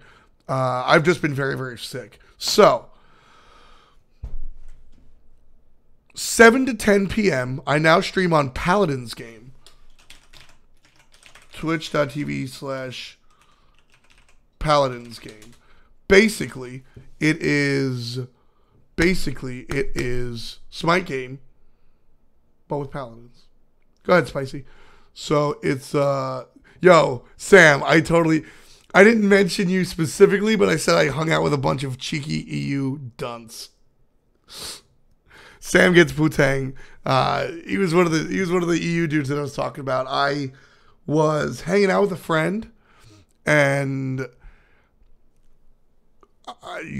she went home, and it was still like I still wanted to hang out. And so I was just hanging out again, sort of by myself, and I ran into like a giant group of EU lads, and they taught me hilarious names. Oh no, did Liquid lose? I'm not watching, obviously. Did Liquid lose? Oh, please tell me no. But in any event, that is a good pick, ATR. Oh, map 1. Okay, woof. I don't care. Okay. I mean, I care, but okay. Train? Okay. All right. Okay. They're still in it. They're still in it. But no, so I met a whole lot of friends. 7 to 10 p.m. I stream on Paladins game. Paladins is a class-based shooter, similar to Overwatch, but there's a lot of differences. It's a little bit deeper than that. And I try to stream before and or after that as well. So we do see that. Oh, why is the best in the back? So this was actually... This picture right here where the best is in the back, you can see how upset I am. You can see just how like, shit, Kevin, we got to do this. And Kevin's like, shit, man, we got to do this. And the best is just sort of chilling, being a little bit of a troll, right? Basically, what happens here is Latin America is playing Brazil. And Latin America and Brazil, they're playing. There's like, I don't know. The game went on for like maybe 20 minutes or so. And one team was really like 6K in the lead. They were crushing it. And then DreamHack internet goes out. So we pause the game. And then there's a human-induced malfunction from the guys at DreamHack that bring the server down. Which means the game is just fucking lost. And Hi-Rez has rules. Hi-Rez has rules about... Hi-Rez has rules about like if you get too far into the game and you're able to get X amount of towers or phoenixes or gold lead, then you are auto given the win. Despite the fact that Red Canids was up so far, they weren't up that far, so they weren't given a win. We had like an hour and a half, 2 hours of downtime. It wasn't fun. And basically what happens then is I've got to tell everybody that shit's broken. The game is gone. We'll see you later. So I was like, this is going to suck. But Best, and that's what I noticed Best there. And I was like, you know what, Best? Can you just stay there? Because I've got to deliver some bad news. And it might go over smoother if you're just sitting in the back. So he was like, okay. And so he's just standing there. And we come back to the camera and... Hello, ladies and gentlemen. Apologies for the inconvenience, but unfortunately, due to some infrastructure problems here at DreamHack, not only will we have an extended pause, but we will have to recreate the game. These are the situations when we go on and grant a win. The team was not able to get those, so we must start at the beginning. We'll see you soon for a best of 3 between Red Canids and KLG. It didn't go over well, but Best was there and it was kind of funny. Like, that was the idea. Yeah, I mean, of course, like Chad, of course, is going to blame Hi-Rez for it, but yeah, exactly. Look what Azurja says. The rules are the 12K gold lead, 2 Phoenixes and a tower in all lanes, and the team had an 11K lead and just lost the fight to take a Phoenix. Like, it was so close, but you know, there's no like, oh well, they were close enough, because then rules don't mean anything. You really need to have a certain way. Swanix and Hannah complaining about the chairs. Yeah, the chairs weren't fun. I had to stand up. Honestly, this is actually a really funny story. So during that time, like there was extended downtime. It was hours. And like I said, the Counter-Strike booth was right next to us. The Counter-Strike set was right next to us. So I am a big Counter-Strike fan, and our green room is what they call it. That's where like casters and hosts, and that's where the camera. That's where the talent hangs out in between like sets or whatever. And so I go back and I get my makeup done, and it's all the Counter-Strike people. And I know Smix pretty well. She hosted the Game Vid Expo way back when. She was a part of the launch tournament. And I'm a huge fan of Machine. So I'm getting my like makeup done, and I see Smix, and I'm like, hey, what's up? Hey, what's up? It is Sky Ghost. It is. I'm like, hey, what's up, dude? How's it going? I say hi to Smix, and I introduce myself to Sandy Kist and Henry. But then I'm leaving, and I see Machine over on the desk. And I go to hang out, and I'm like, hey, man, I just want to introduce myself. I work over with Smite, but I really like what you do. And we laughed a little bit here and there. I always say that him and Semler are the two best dressed guys in esports, because they are. Semler for NA, Machine for EU. We had a laugh about that. And so I'm just sort of like, I'm just sort of talking to him like on the desk or whatever. And, camera guy's like, hey, can we test the headsets? And I was like, yeah, sure, fine, no problem. And so, I go, put my headset on, right? And, we're still just talking. He's like, all right, we're good to go, right? And Machine just sort of looks at me, and I'm like, I mean, I can talk about that match. He's like, do you know Counter-Strike? I was like, yeah, dude. I know Counter-Strike. And he was like, I mean, sure, let's go. And they were counting down, and then all of a sudden the cameraman's like, wait, what the fuck? You're not my talent. What's going on? Because I'm in the suit. He's like, you're not my fucking talent. What's going on here? Where's my talent? And like, fucking Henry G comes out the back, and they go stand on the desk and everything. And I was like, I was this close to being on a Counter-Strike ESL broadcast. That would have been absolutely hilarious. But, I gotta say, those guys were like super, super welcoming. And honestly, that's more often than not the case in esports. If I'm honest, I won't say that every single person that I've met in esports is like a humble, down to earth dude. That's not the case, but more often than not, it is. Like I said, I was just getting my makeup done. I saw Smix. I was like, hey, Smix, what's up? And she's like, hey, do you guys know F Dot? And they were like, no. And I was like, what's up, guys? I'm like, hey, I'm Henry G. I'm Sadie Kiss. I was like, word. Nice to meet you guys. They're like, oh, yeah. We were just like, honestly, we were just having a conversation. You know what those people talk about behind the scenes, backstage? Cell phone chargers. We were recommending the best external battery for our cell phones. That's what we were talking about. Like, so I mean, like, that's just who they are. Very, very chill guys. Like I said, me and Machine almost hosted the Counter-Strike desk after, I believe it was after SK lost. We almost had the desk after SK lost. But dude, I would have laughed. I would have laughed forever, because I could have totally done it. And it would totally like I obviously like Smite is my main game, and that's what I'm most involved in. But like, I could have totally, I know enough about Counter-Strike to like give an informed opinion. So it would have been hilarious. People would have been like, who the fuck is this guy? But now Machine said he was gonna come take a look over and check out what's going on. So it was fun. It was pretty sweet. And like I said, they were super dope people. They were really, really cool. The Counter-Strike players were also warming up behind, like, backstage. And so I don't know if you guys saw the nonsense when Hi-Rez went to E-League.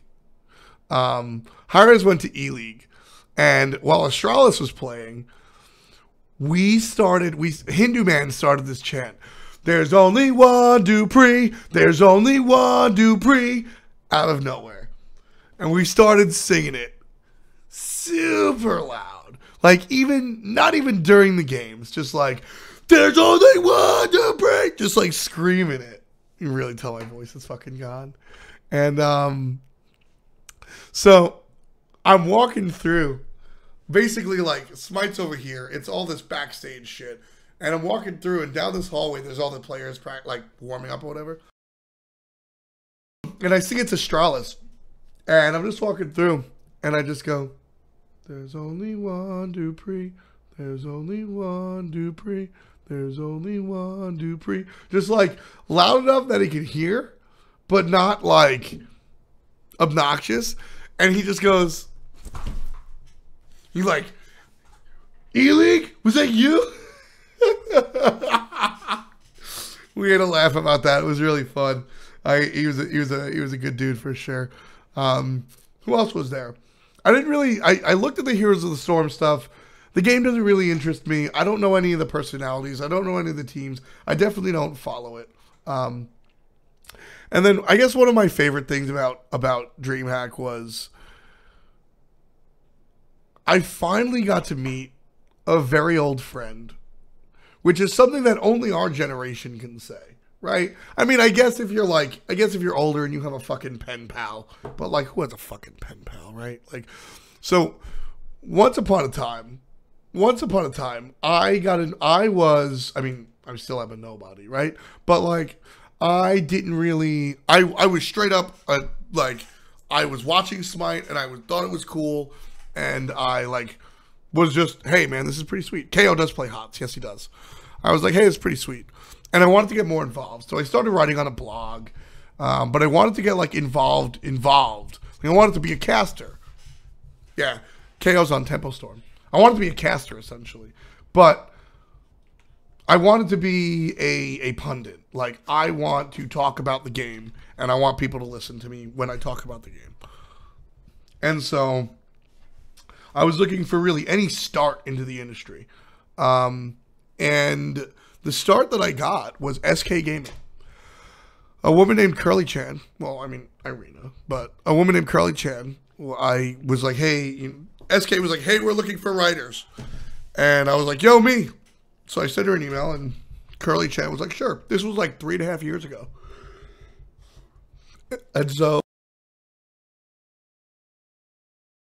And so I finally, after like 3.5 years, got to meet Curly Chan. It was really cool because like I was like, word, I'll see you day one. And she was like, oh, I'm a little busy. And day two, I was like, oh, I'm a little busy. And then day three, I was like walking to go film something with Andy.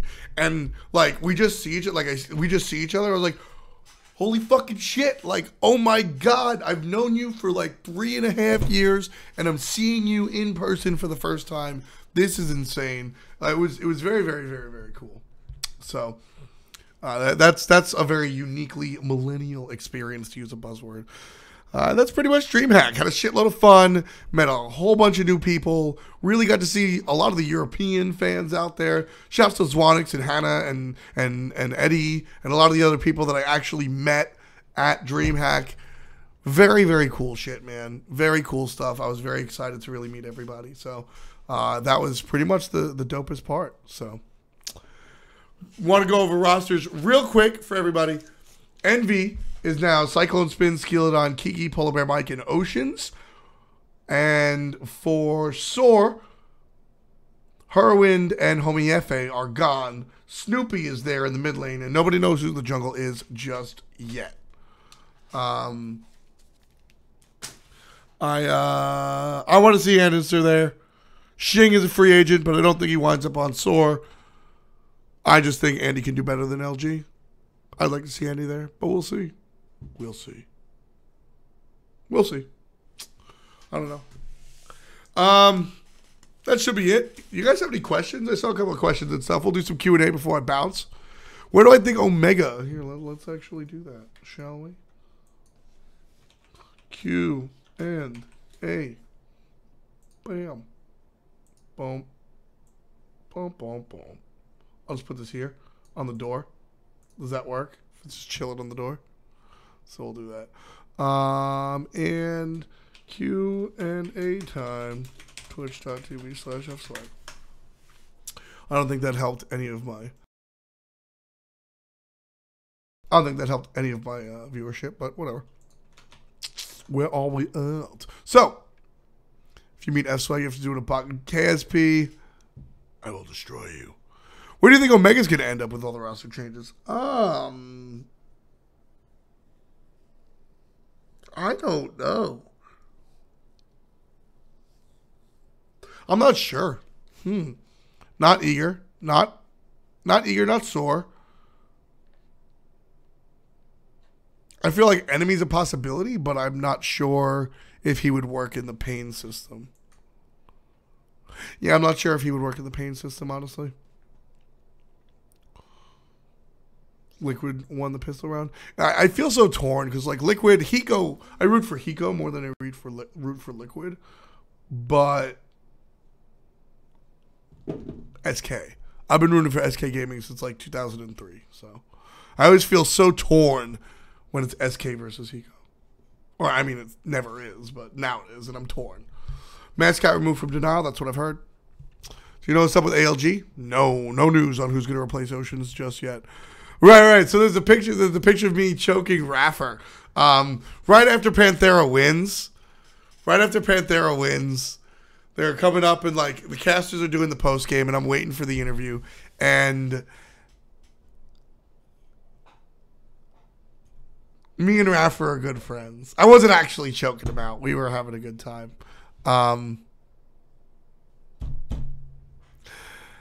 Raffer's a funny guy. I will plead the fifth. There was a story behind that. Basically, I said something to him the night before, and he was like, yeah, I'm going to say that on the interview. And I was like, don't you dare. He was like, I'm going to say that on the interview. And I was like, that's a secret. And so I was like choking him out. I was like, don't tell my secret. It was funny. I am alive, Venomous, a little bit. When the esports scene grows larger for Smite, you would like to see less teams in a league that is higher than the SPL. Sure. I think that there is... I get the appeal of that. I think the SPL should be the highest, and maybe just give more structure to the Challenger League or whatnot. But I can see that. I can enjoy that for sure.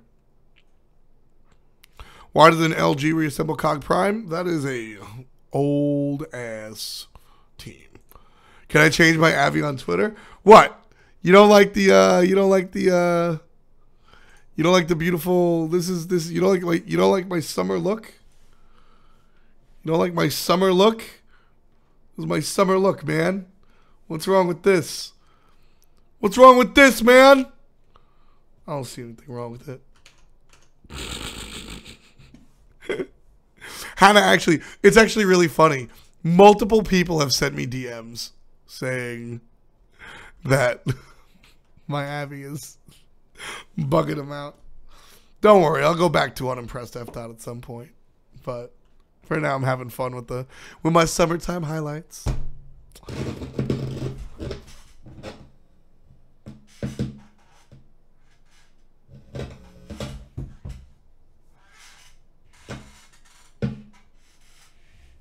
I kicked my subwoofer. Whoops. Don't worry, Sean. It'll be up on YouTube. Roster Apocalypse so far. Envy had some changes. Baskin, or rather, Homie and Hurry off of store. Do I see MLC landing a decent spot? No. It's a BBM tweet. True. Yes. Polar Bear Mike. Envy. That is the team that Polar Bear Mike's tweeting about is Envy, essentially. F. versus Raffer 1v1 chalk only. Oh, I'd win. I would definitely win. Ninjas in pajamas above. See, that's the Swedish guy. Swedish guy always rooting for Nip. Do I see a possibility of Omega not ending up on a team due to his attitude of recent failures? No. Omega has a fantastic attitude internally. What's ALG going to do without Oceans? No idea. Why did Mask get removed? He was their best, and Homie and Hurry are going to Denial. Well, Mask got removed. If Homie's going to Denial, Mask obviously can't be there. Denial had said attitude issues with respects to, what's it called? Getting rid of Mask, but I am not on the inside. Thank you, Eddie and Emma. That's what I thought. I think so too. I think so too. I mean, like, it's certainly an upgrade from the hair. Here to here, Come on now. Come on now. Come on now. I definitely think it's an upgrade. Did Alyssa say anything about it? This was a long time ago. This was like 2 months ago. This face swap happened. They made us take like a. So we were doing a promo shot for Let's Talk, and Andy wanted to do an awkward prom photo. So like all of us wanted to act like we didn't want to be there with our dates, and so like I'm doing the like, you know, like hands on the hips, and I'm like, ugh. And she's like, ugh. And they face swapped us, and it was kind of ridiculous. What are you doing personally to help bring the best in our favorite god, Hebo, to the Conquest meta? Just root for him all the time. No, I think Omega will have no problem getting a team. Internally, he does not have an attitude problem. Barracuda confirmed for ALG. Who knows? How does Hi-Rez draw more content creators? I mean, they don't really. I kind of just, like, there isn't, you can't really create content creators. Content creators have to do it themselves. I guess one of the coolest things is, one of the cooler things that Hi-Rez does is they hire their content creators. Tri-Bear, me, Adonis and Pecky's count. They're pros, right? Pon. These are all content creators that Hi-Rez has hired. So I guess there's a long... Hi-Rez doesn't say, hey, if you create content, you'll be hired. But like Hi-Rez hires from within its community. And I think that is an incentive, I guess. Not really, but I don't know. I wish there were more content creators. Will the Roster Apocalypse ever stop? Unlikely. Will Allied overcome cancer and become an awesome caster? Absolutely. Will Panthera ever be beat? We'll see. Find out next time in the Smite Pro League. Cyclone Spin isn't playing SPL anymore. Cyclone Spin is playing SPL. He's playing with Kiki, Skeleton, and Oceans.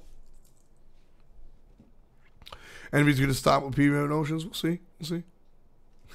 No, exactly, Twan. That's what I'm saying. Like, I've been rooting for SK for so long as well. Don't think Barracuda could fit on ALG? Yes. Hey, Swag, can I place a link regarding the Liquid versus a... Yes, sure, go ahead. Is Gar's possibility for open jungle spot? I don't think so. I think that he's more done with Smite than he isn't. But like you said, I have seen him streaming a little bit. I don't know. I would say no, but we'll see. The watch is looking snazzy. Thank you, man. It is a Seiko. It's a very relatively inexpensive one as well. Oh, word. We got some DreamHack pictures as well. These are sweet. I'll take a look at these later. Come on, chat. Why my chat? Oh, there it is. My chat was like frozen for a sec. Is Barrow really going to do that? Oh, no. Somebody was just asking if he would fit on ALG. Is Let's Talk's coming back? I hope so.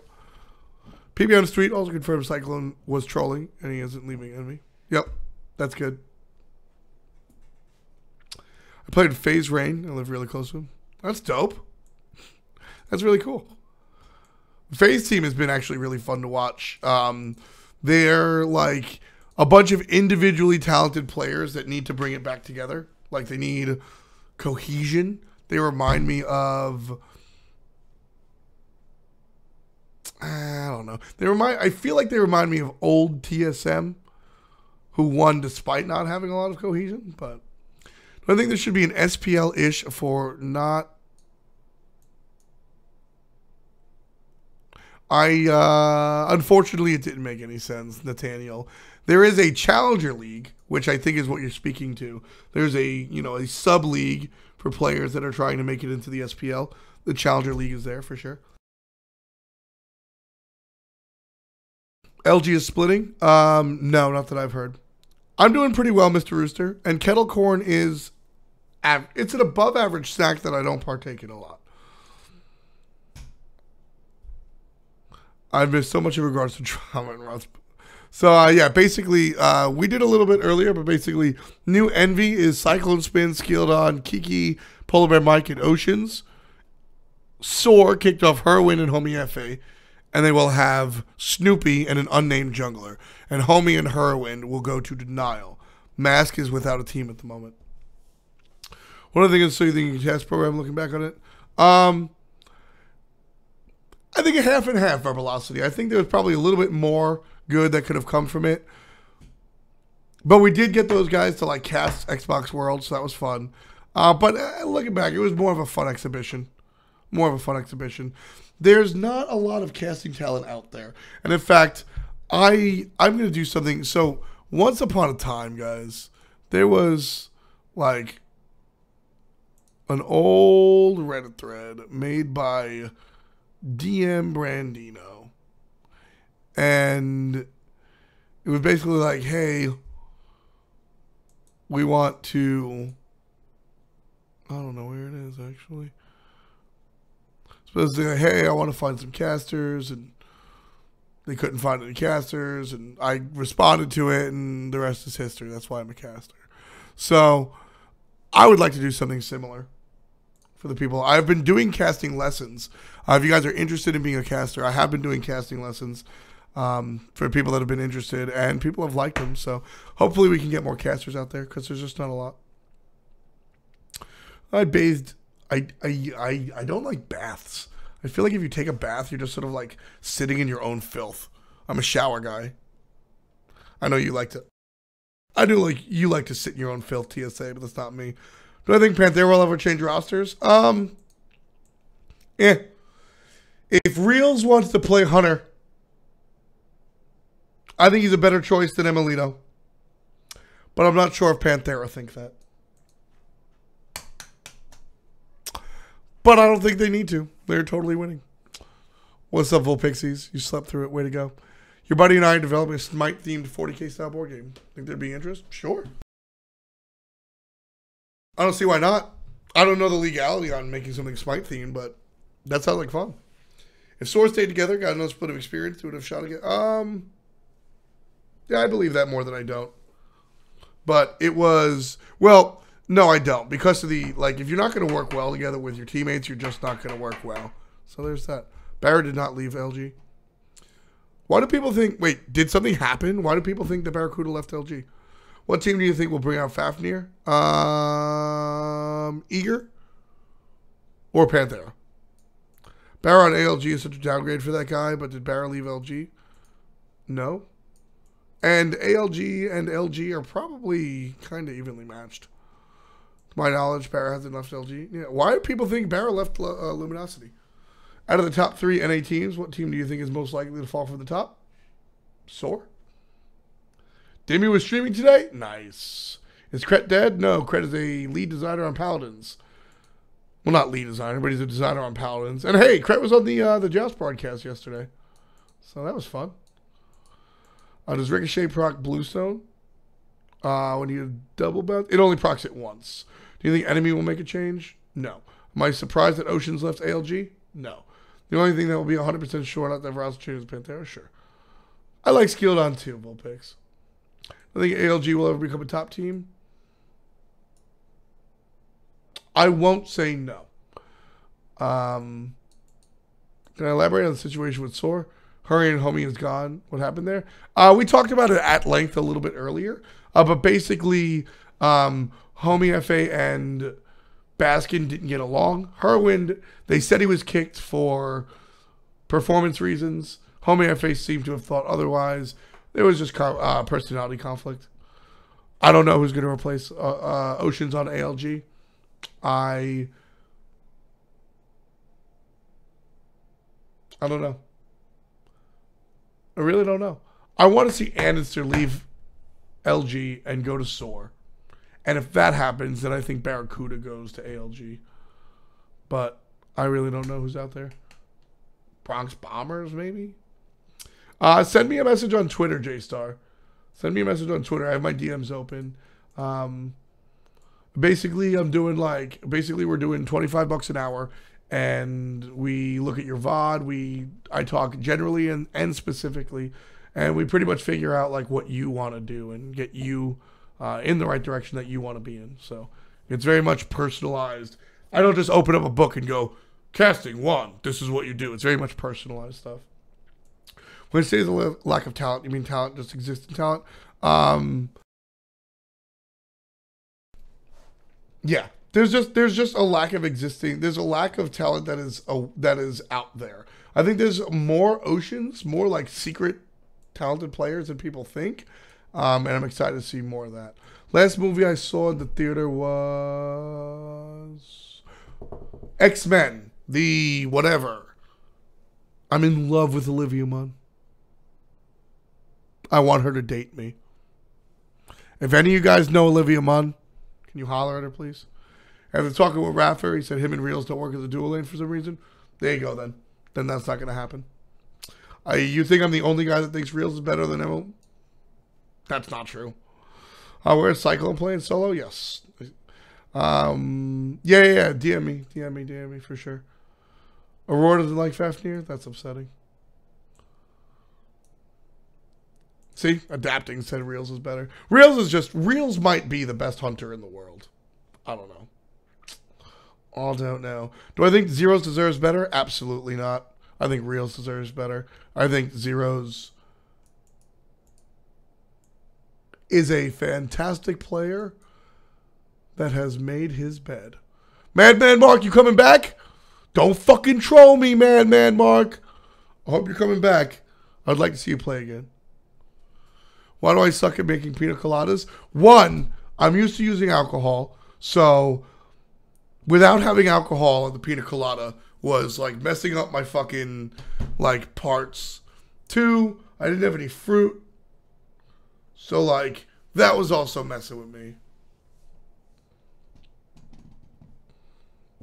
Hard kick for performance reasons. Yeah, that's kind of what I said. What up, Yo-Yo? How you doing, man? What's goody?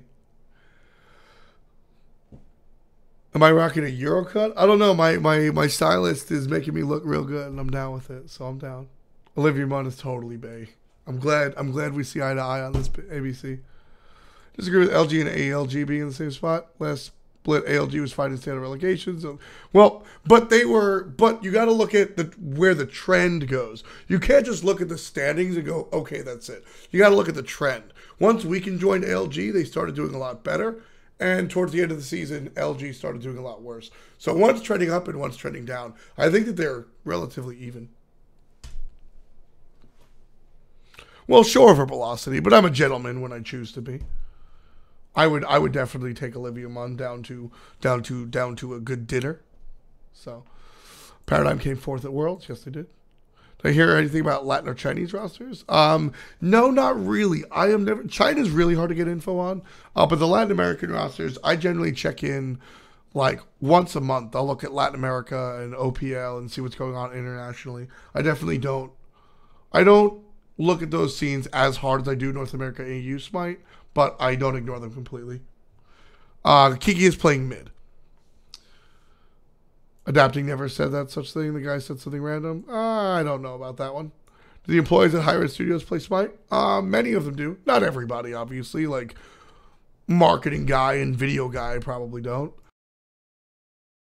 But esports generally all play. Everybody in esports generally plays Smite. A lot of the designers do. I mean, Ajax is Grandmaster's Joust, so for sure. And of course, there's play tests and everything. Yeah, for sure. Hope you can forgive me when I replace my in-game icon to the beta tester. It's okay, Noodle Mag. How do I feel about the meta change right in the middle of the SCL split? Honestly, so it's interesting. The reason there's a big split in the PC scene is to partially allow for there to be a big meta change in between splits rather than not happen. But it happened last year. And I am of the, here's the deal. Esports exists as a result of a game, right? The game doesn't revolve around esports. Unfortunately, for people like you and I, Vulpix, we would love if the game was revolving around esports. But the problem is it's just not. There are a lot of players out there that don't watch esports, and that sucks. And I'd like them to change, but I don't know if that's in the cards. There's a lot of people that don't even play Conquest, and that sucks. I'd like them to change, but I don't know if that's in the cards. So the patches have to come. You can't delay a patch because there's a season going on. That's not something that's actually possible. So with that in mind, I almost view that as something that is a part of esports. Like, dealing with constant meta shifts and big changes to the game and adaptation is important to be an esport player, whether it's Smite or otherwise. I think that adaptation is a skill that separates traditional sports from esports, in that you have to be a little bit more adaptive to really stay afloat. Especially with a game like a MOBA where everything is changing all of the time, you need to stay on top of things. So, is it perfect situation? Probably not. But it's not something that I feel fiercely against. If somebody says it's unfair, I will neither agree nor disagree. I think that's just the way the cookie crumbles. But I understand that it sucks. But at the same time, I think that that's just part of the game. So,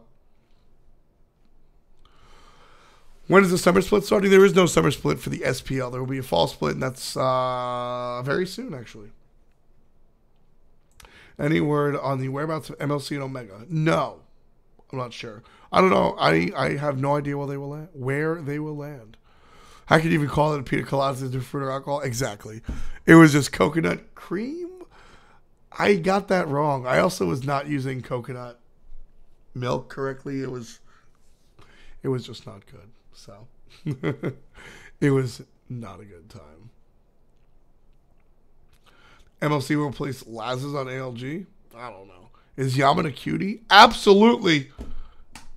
Yaman is a super cutie. Madman Mark to ALG. We'll see. A New York diner does not count as a nice restaurant. It doesn't. But I'd go to Red Lobster. When the end of the split, LG split with Soar. Very good. You can't imagine LG splitting with Soar enemy. Stretch that imagination. Hell yeah, Spicy. Rock that. Rock that. Swanix. Pro science. Pretty much. It's all about adaptation, for sure. Speaking strictly on a player perspective, what are my thoughts on Scaredy? Very good player. Very good player. He surprised me a lot with his gameplay. And last year, Scaredy pissed me off with he was part of some, nonsense in an interview and was, very disrespectful towards the league and his team. But I think that he's left that behind. He hasn't done anything positive to, make me think he's a changed dude. But he also hasn't done anything, so I think it's that story is old hat. You know what I mean?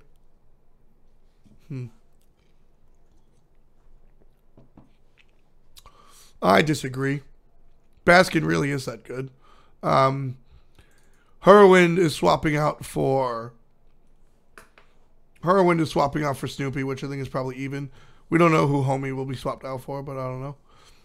If that is the Keemstar of Smite, don't fucking say that. Don't fucking say that.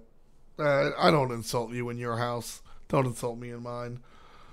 What are you building instead of Golden Bow and Mercury? I never built Golden Bow and Mercury, but you're probably better off asking somebody like Weekend. You like the Trapcom hoodie? It's my buddy's company. Big Carta Paint Society.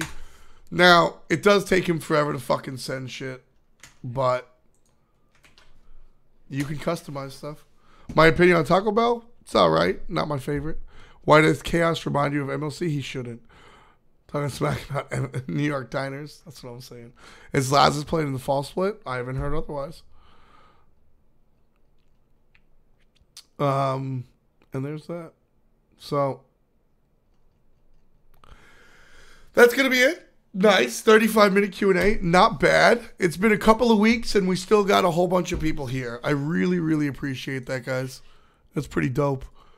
Let's see. Who should we host? Who should we host? Is the Challenger Cup going on still? Sunday.